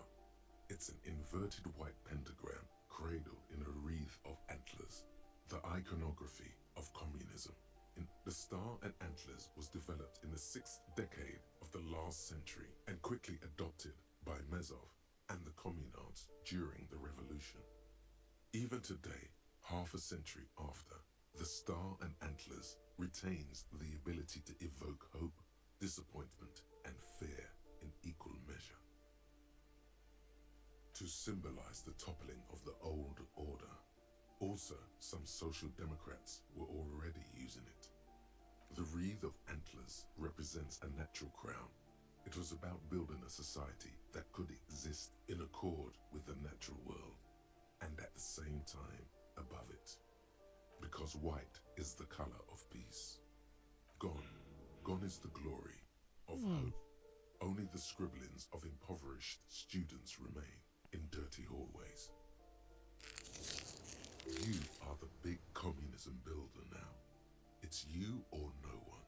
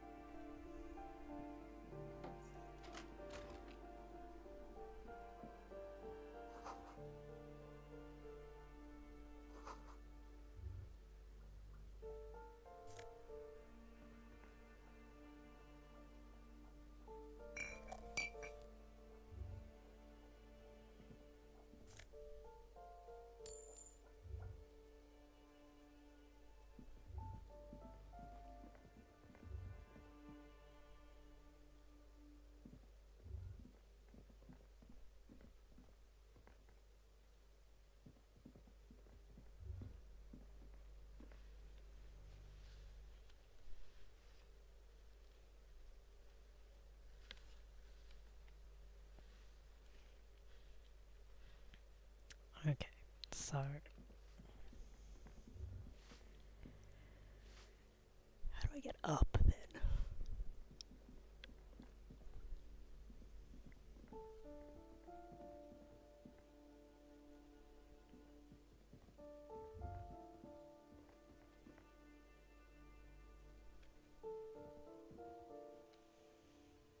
Ah.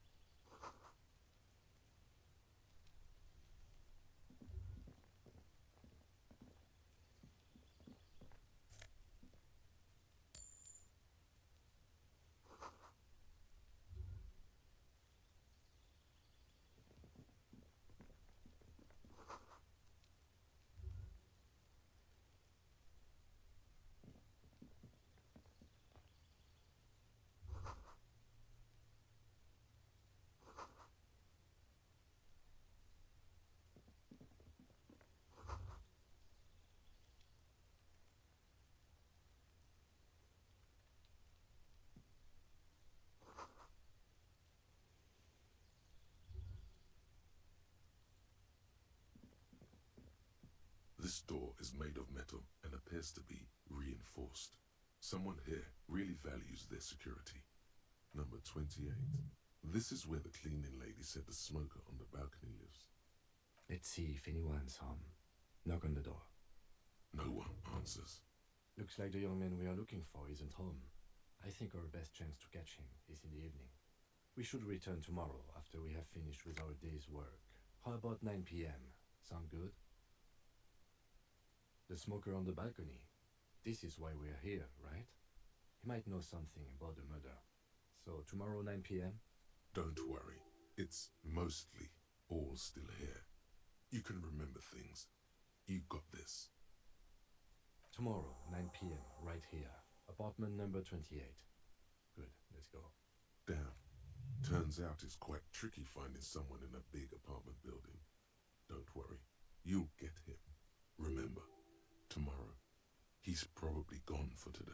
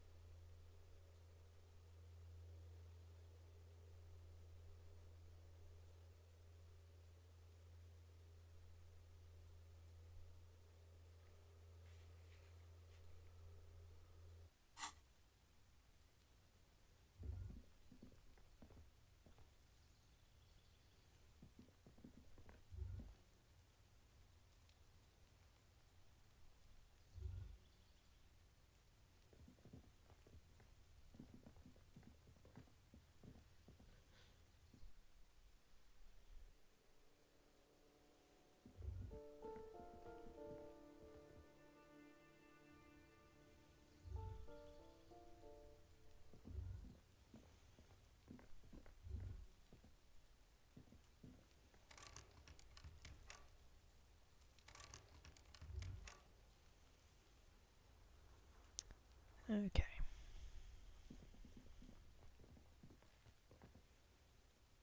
Back around, let's try the cloak again.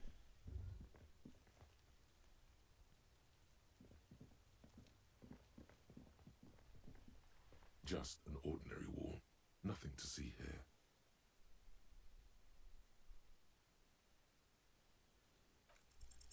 You have no clue. It's just a wall. So many walls all over Martinez. Weather-worn, cracked, their paint peeling.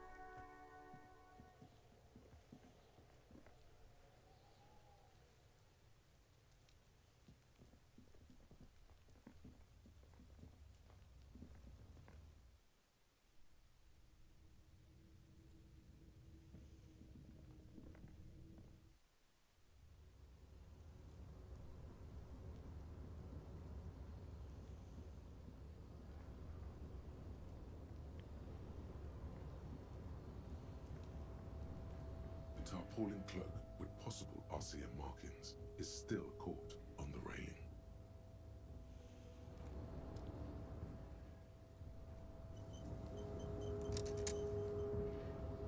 A tarpaulin cloak with possible RCM markings is still caught on the railing.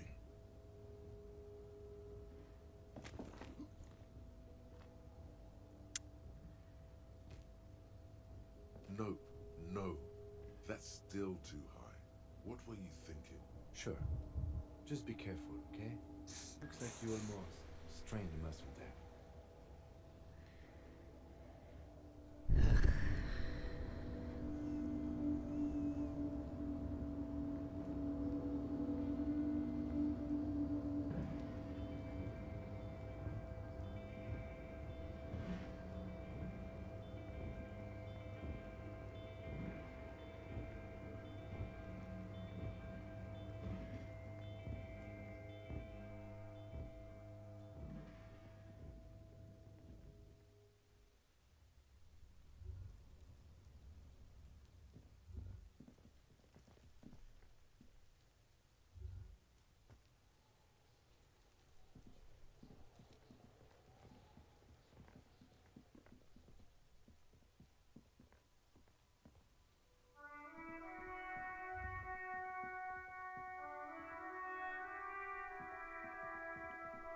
An old callbook. East Delta Commerce Center. This must be the name of the doomed commercial area. No, hold on. The last thing you need in your life is more hysteric emotions. Forget it. Find something else to do.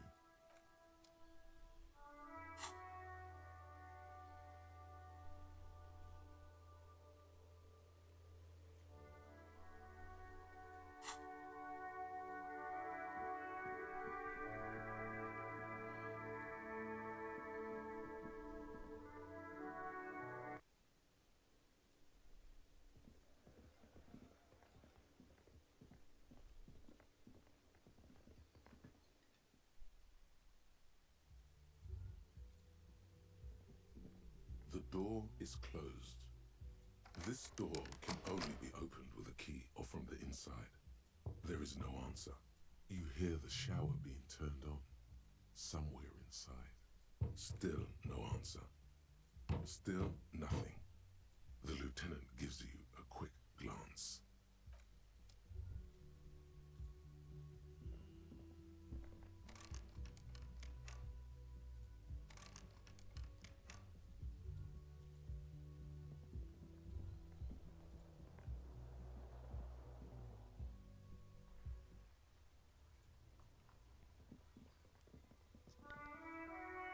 How do you get up there?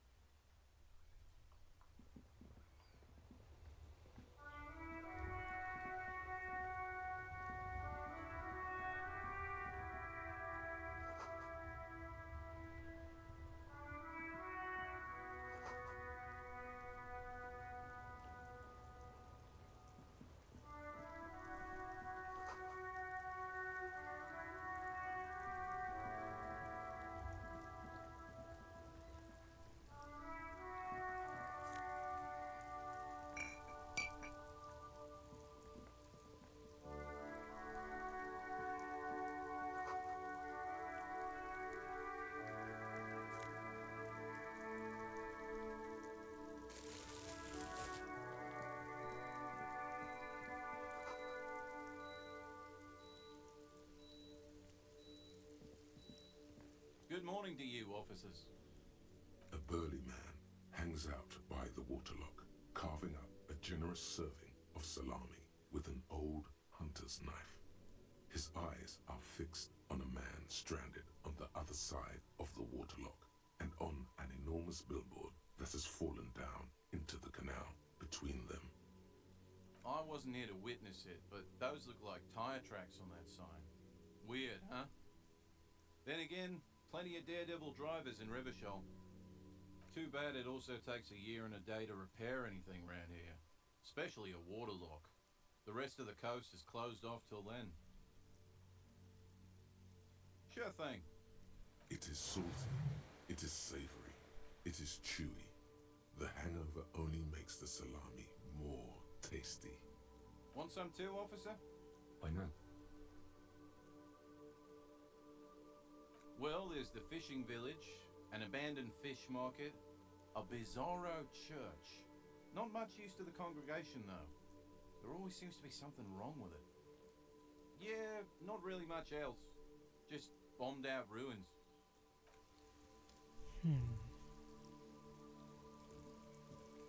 A couple of indicator lights are missing from this control panel.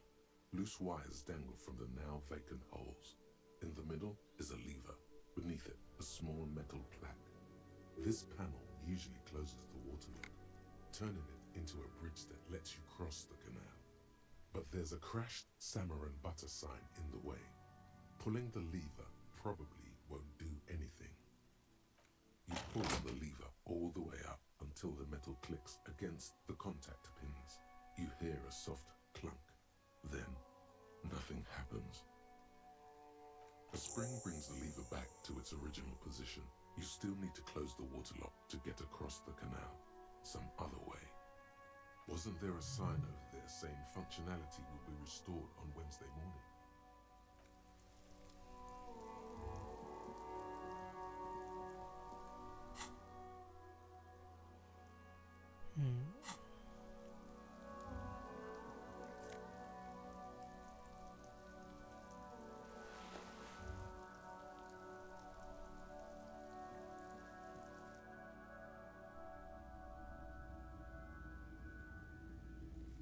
You see rows of toy soldiers guarding the rest of the trinkets displayed on the table.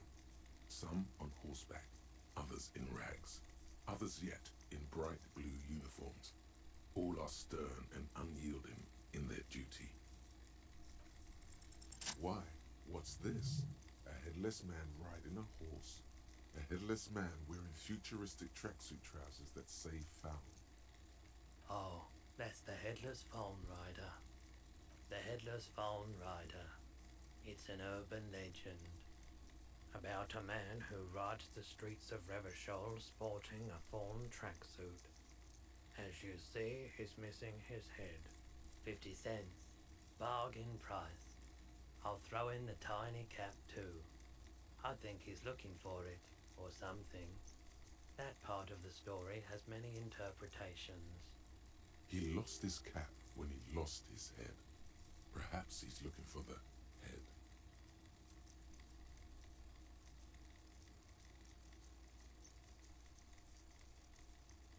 Did I mention that this figurine is supposed to be lucky? Always carry it with you.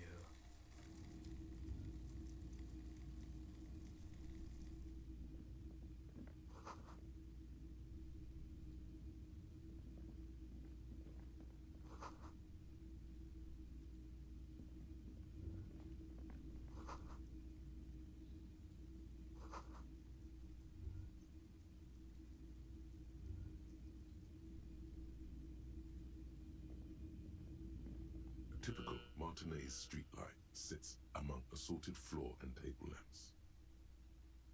The light pole has been carefully cut, and the wiring has been redone and attached to a standard indoor plug. The light buzzes faintly, but persistently. This would make quite a statement in your living room. Yes, officer. As you see, it's in perfect working order. His manner is casual, but his speech is careful, measured. He wants you to know that he has nothing to hide.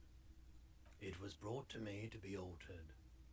We are not here to investigate the theft of city property. You have to admit it's rather clever what he's done with it. 700 real. A bargain, I dare say.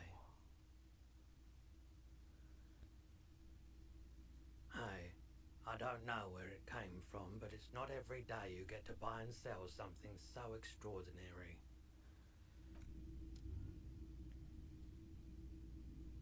The boomboxes on the shelf look well loved and well travelled. Chipped, dented, they stare at you with the unblinking eyes of their tape reels. One especially catches your eye. Deep gold and amber plastic with a big old handle on top. A classic boombox that says Stereo 8 approved. Just make sure it works before you buy it.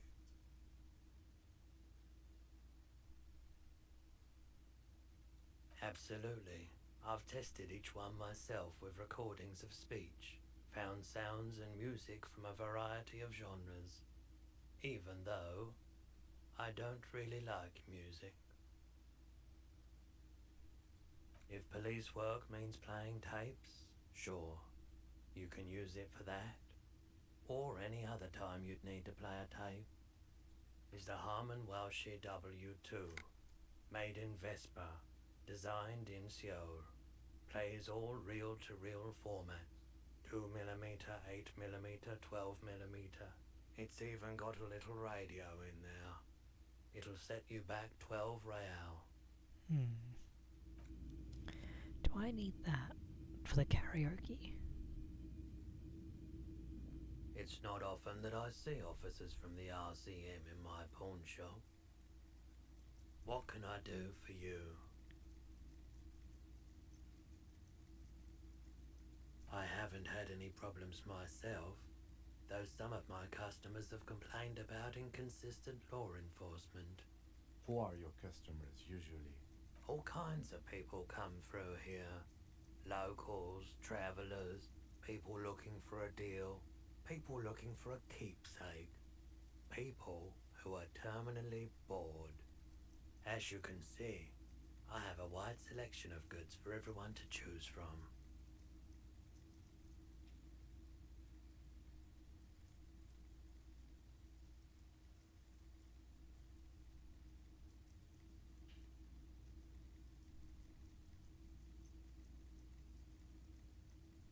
It keeps me entertained. He's well composed, but underneath it you sense psychedelic processes bubbling. Some kind of drug, maybe. Okay, he definitely is high. Whatever it is, you've probably done it, and many other things besides. But you can't cut through the jumble of sensations to get to the answer. Looking at his wares, talking to him, that might give you more clues. I doubt it, but I can try and answer any questions you may have. I do my best to keep my distance from all manner of butchery. Bad for business, bad for everyone. He doesn't know anything. The pawnbroker's gaze is already fixed on the dancing colors. Let me have a look. Anything else you're thinking of selling?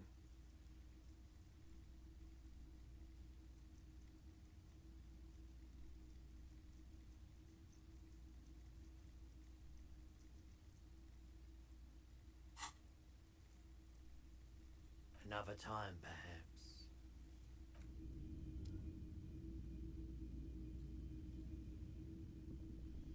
Wow, a very large red t-shirt with an impressive print stands out from the other garb. Oh yeah, the print depicts a muscled man striding toward you, a giant sword in each hand, encircled by burning embers. Behind him is a cluster of cabins engulfed in flames. Beneath him are the words, Hyundal burning.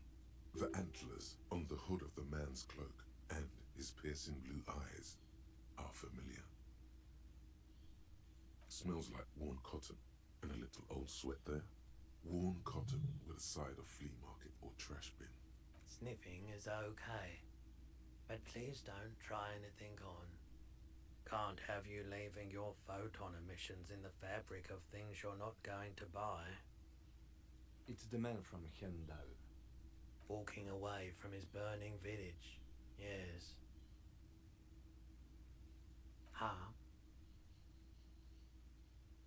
The man from Yelmdale is the hero of a series of popular books based on a fictional version of Kotla, mostly what is nowadays Arda NFD.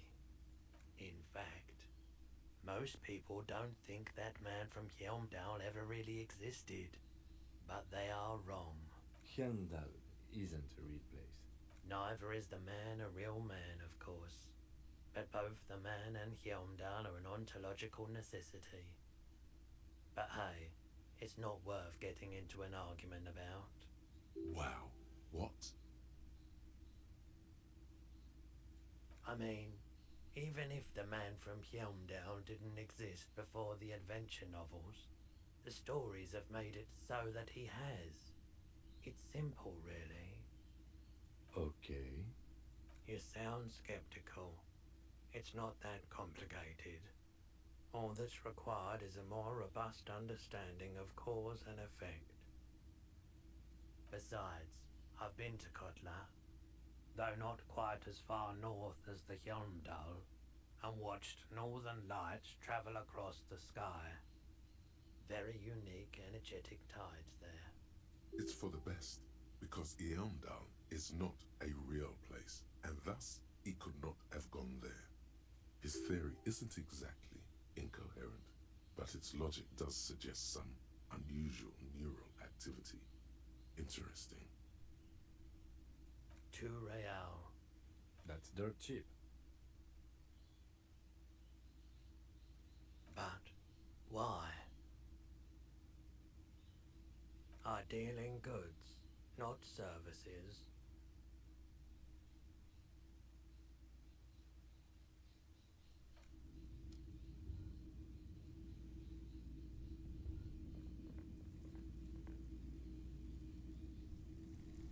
You see rows of toy soldiers guarding the rest of the trinket. Big men on big horses, clad in lamella armor and carrying flintlocks, the kind that would mow down a line of enemy soldiers in the blink of an eye. I used to be very serious about my Franco-Nigerian knights. They're not all blue. These figurines also wear gold coats and caps, complemented by orange trousers. They are variously posed, wielding swords and rifles with bayonets. This is what the loyalists look like, yes, at first. Then they wised up and got camouflage. Which ones? Ah, royalist soldiers from the time of the revolution. The uniforms are painted a bit too brightly, I suppose. This set of soldiers isn't meant to look impressive. A few have rifles, but most of them carry pistols. Some even shovels and tall sticks. You're probably talking about the revolutionaries, yes? Yes, they are soldiers, revolutionary soldiers. I think their poverty has been exaggerated for effect. When you place them next to the royalists, it doesn't seem like they could possibly win.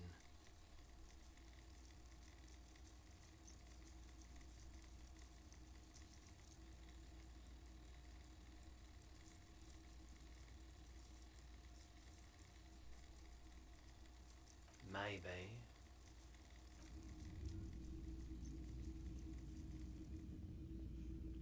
Hello again. How can I help you? Feeling warm and enthralled by the movement of light, while the mind continues to race forward. Lucky bastard. He's probably on Parolidon. It's tough to come by on the street. A drug developed by the military to treat and prevent radiation sickness. It has psychedelic side effects, and it makes your eyes turn yellow.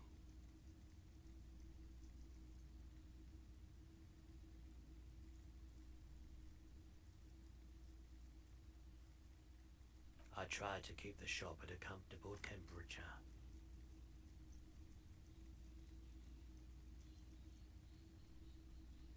I've had to take it, you know, since the People's Pile cleanup. I was with the Emergency Relief Brigade. He's taken it for mental and emotional, not physical pain these days.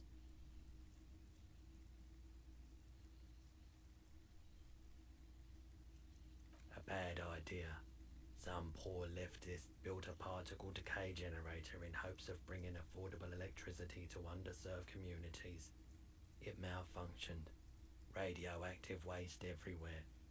Probably some of it in you too. The People's Pile was a Type U particle decay generator that failed immediately after entering service, releasing radioactive waste into River Esperance. Construction began during the Commune of Revachol. The people continued work on it after the Commune fell. They wanted a cheap source of energy for Revachol West. Needless to say, things didn't work out. A primitive nuclear reactor, also called a pile, an emergency valve defect resulted in steam pressure blowing the turbine, taking the fuel containment vessel up in the explosion. Both the faulty design and lack of finances contributed to the catastrophe. We were an all-volunteer force, self-organized, tried to help the fire brigades contain the spill. On the patch, gamma radiation lines crossed with a red drop of blood. Tough son of a gun, this one. Respect. I lived by the river since I was a small boy. The Esperance. Didn't have the art to let it all go to shit without trying to do something to help out. There wasn't much the volunteer force could do, however. We wasted years in the river mud. Years getting sick. There's a reason why everyone's tried to forget any of it ever happened, and why no one has tried to repair or replace the pile. So much disappointment, and early deaths. Cancer mostly. And we knew all that was coming even as we were cleaning up as best we could. No one's. Everyone's. A bunch of poor people built themselves a primitive nuclear reactor, hoping for the best. What do you think is going to happen? The cleanup happened 15 years ago. I was young then. Later, my second aunt died. Left me this shack and all the assorted junk in it. So I came to Martinez. People told me don't go there. It's a shithole. I said, people, we just had a nuclear pile meltdown. I'm gonna get as far away from Forburg as I can. Still in the same city, but I like the theory more than the story. Outward movement, not vortices. Yeah, you gotta get in on those vortices, my man. You said you'd done it before, yeah? The lieutenant steps away, pretending to admire some of the knickknacks on display. Looks like he doesn't want to get involved. He won't be your knock, but he won't be thrilled about this either. Here you go, man. Of course.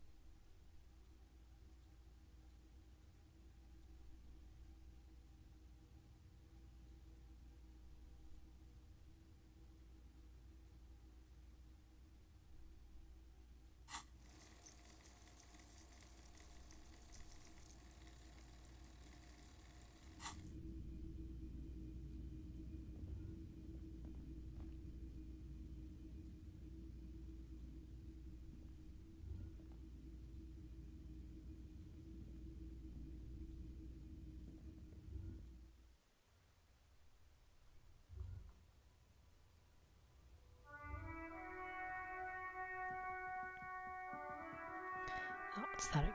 Okay. This way.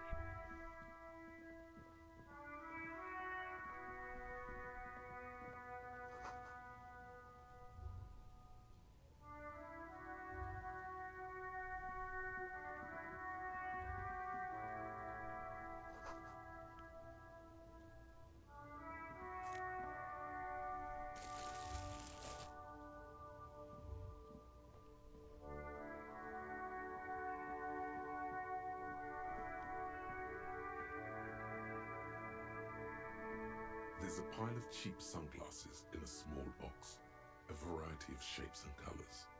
You like sunglasses, officer? I've got the latest styles right here. Abort. These are hideous. What's more, they don't even fit your face. You can feel them pinching your nose and chafing against your brow. Damn, officer! You look like a mega secret spy. Very secret. They're practically made for you. I'll let you have them for 2 real and 50 cents. It's going to be very difficult for anyone to take you seriously with these things on your face. No, you are definitely not buying those. Are you sure? But they look so good on you. You should think this through, officer. These are all boring. Boring third-rate ho-hum sunglasses made of cheap Syrahese plastic, the kind of plastic that melts in the sun. Those UV stickers are almost certainly just there for the show. If anything, these lenses probably direct more UV light into your pupils. A UV magnifier. These are all first-rate sunglasses. Premium design, superb material, very cool. UV resistant. These will definitely keep your eyes safe and cool while doing your dangerous police work.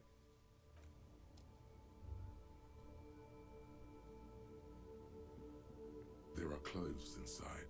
Cheap second-hand clothes, smelling of strangers' body odors. Don't be shy. These are premium class clothes. Good quality fabrics, best retro design. Save the economy with your style, officer. Save the economy? That sounds off. Haven't you heard, officer? We've got to be economically conscious. Recycle your cash, keep it in circulation. Don't buy new things. Buy eco. Look around, officer.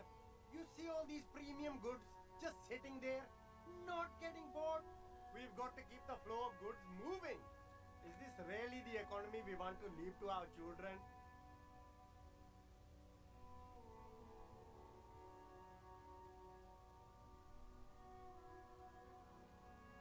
Too bad, officer. Kids make it all worthwhile. Without kids, who's going to be around to enjoy the economy? Don't let me stop you. Open the box and browse a little. You find your hands deep in tattered and faded garments made from weird polyester blends that make your body itch and sweat in all the wrong places. The box smells like cat piss or like an old person with no money. Economical, but also trendy. Look first hand, buy second hand. Keep the economy moving. No good. All you can come up with are some treated wool pants. You can tell they're too tight around the thighs and too loose around the waist. No luck? Why not take another look, officer? Keep supporting the economy.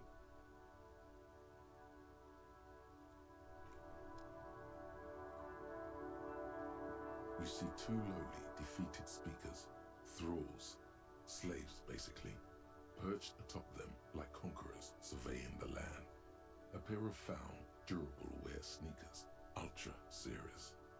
I can see you with taste for luxury, officer. Can't keep your eyes off those sneakers? These once respectable speakers have been conquered, reduced to a mere prop by the indomitable found ultras atop them. A small heat emboss on the veneer reads, Solidarity Aid from the People's Republic of Samara. The speakers themselves don't seem to display any magical qualities. No, don't look at the speakers, officer. Look at the sneakers. The sneakers are the stars here. These, officer? These speakers are Samaran garbage. I'm ashamed to even use them for props. Don't waste your time on them. Samaran trash.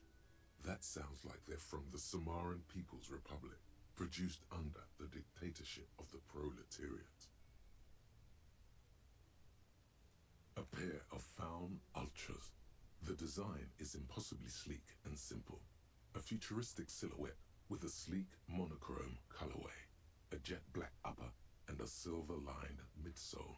Those sneakers, mister. Those sneakers are the latest Faun sneakers. Super air, super fine, super cool. Only 50 real. Only? That's madness. Fun Ultra.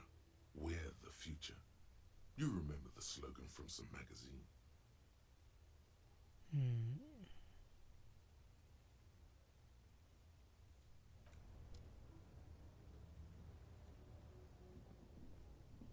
You see a Samaran street vendor surrounded by a motley assemblage of goods. When he realizes you're looking at him, his face breaks into a wide, welcoming grin. The name Sileng is embroidered over his breast pocket. Happy shopping, officer. Everything's cool here. Everything's cool. The goods are cool. The customers are cool. The place is cool. And one more thing, officer. You're very cool. Bang, bang, bang, bang! You feel a twitch in your index fingers. There's a finger shootout brewing.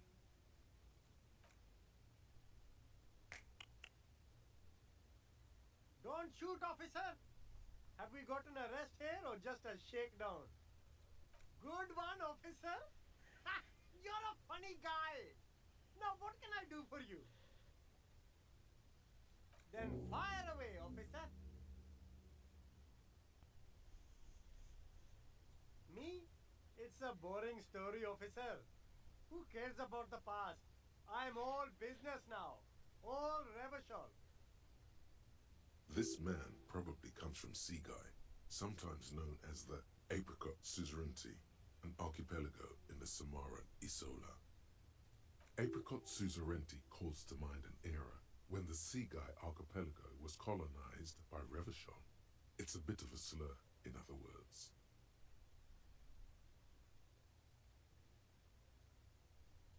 That's right, officer. But it's a bad scene for business there. Too many regulations. Extremely bad for an independent local entrepreneur.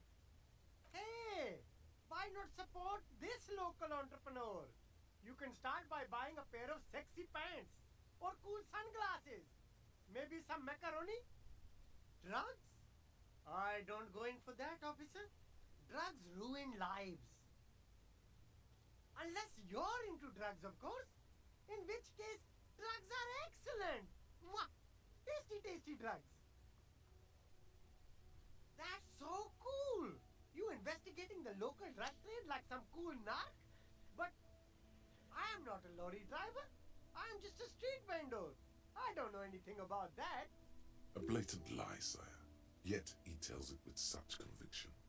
We'd believe him if we didn't know better. Who said that? It's the fat racist, right?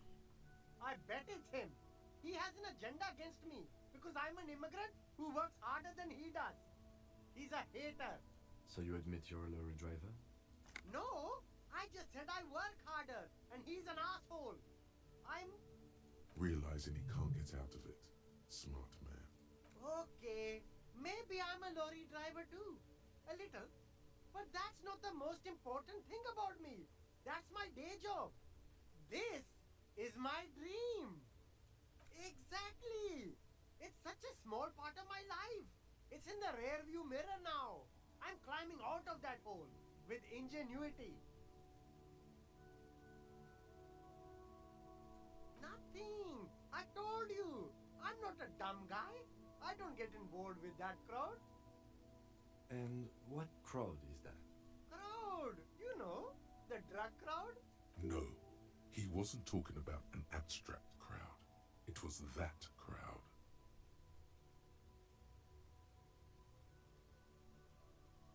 Shush, please. There's bad people doing bad things here. That's all I know. Don't get me into this mess. I spent 15 years working my way up. Here we go. There's a tiny bit of truth on the table. Zoom in on it. It's a she, okay? The other drivers call her the lady driver. You're better off staying away from her. The way they talk about her, she's no lady. Interesting. Could this driver be connected to the Hardy Boys? I don't know. Maybe. If she is, I haven't gone near her. I don't get involved. I told you. He's not ruling her out. I don't know. I'm not local. I don't know anything about that. All of them. I don't know. I told you all I know. Are we cool now? I really want us to be cool now. Who exactly is talking about this lady driver of yours? The racist or the other one with the tattoos? All of them. Even the ones who've left. I don't hang out with them. I don't remember who has tattoos. All right. I scored. Let's cap this off with a purchase. You can walk away from here with funky sunglasses, detective. Both of you. You deserve it.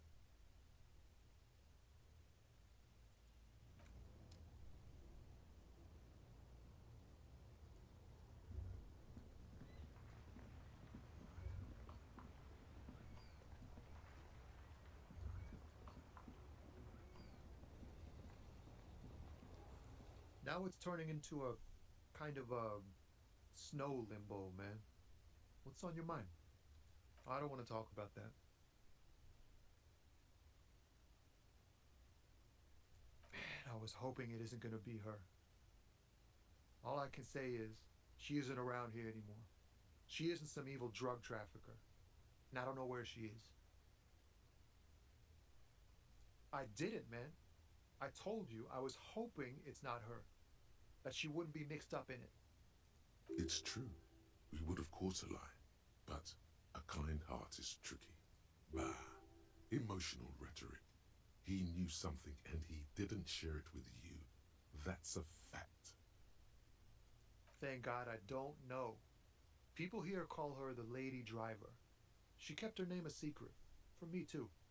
Now I see why. A friend? An acquaintance. I don't know. She was the only person in this damn jam I could talk to. She's someone I don't want to rat out to the law, okay? A youngish woman. Gruff, but in a cool way. What color hair? Blue and violet. Dyed. It was violet when she got here. Blue before she went. Then she may have dyed it again. Damn, I don't want to... Please just let it go. Whatever she did, it can't be that bad. She's not a bad person. I know that much. We can't just let it go. It's part of a police investigation. That's how it always is with you, isn't it? All part of the investigation. The girl's troubled. If you hunt her down, she may not survive it. I can't have that on my conscience. It won't come to that. We won't pursue her on this. This is information only. I don't believe you. I just can't, man. I'm not naive. She's got the darkness in her. That young person's darkness when you think it's all over. And you're looking for a way out. She shared this with you? Yes. Which is why I don't want to snitch on her.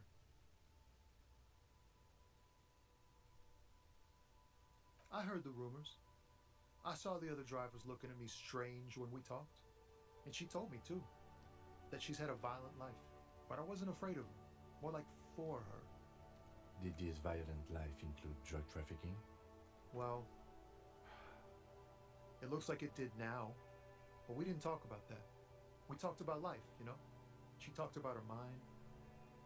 The way it worked. The trouble it was giving her. Fuck, man. Go grill someone else with these questions, okay? There are plenty of drivers here who couldn't stand her, or were afraid of her. They'd be more than happy to rat her out. He's right. There are other options. The raceman, for one. The grey-haired woman. Maybe she knows something. Wait, this guy says they're friends. Then, acquaintances. And he's okay with others ratting her out.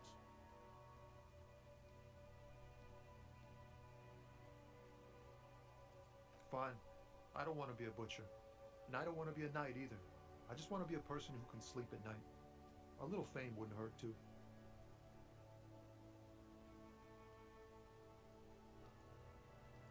You're not gonna put a bullet in your head if you blow it, are you? Because she's on the edge, man. Thank you, friend. Wow, this makes me feel like I should pick up smoking again. Would help with my rhymes, too.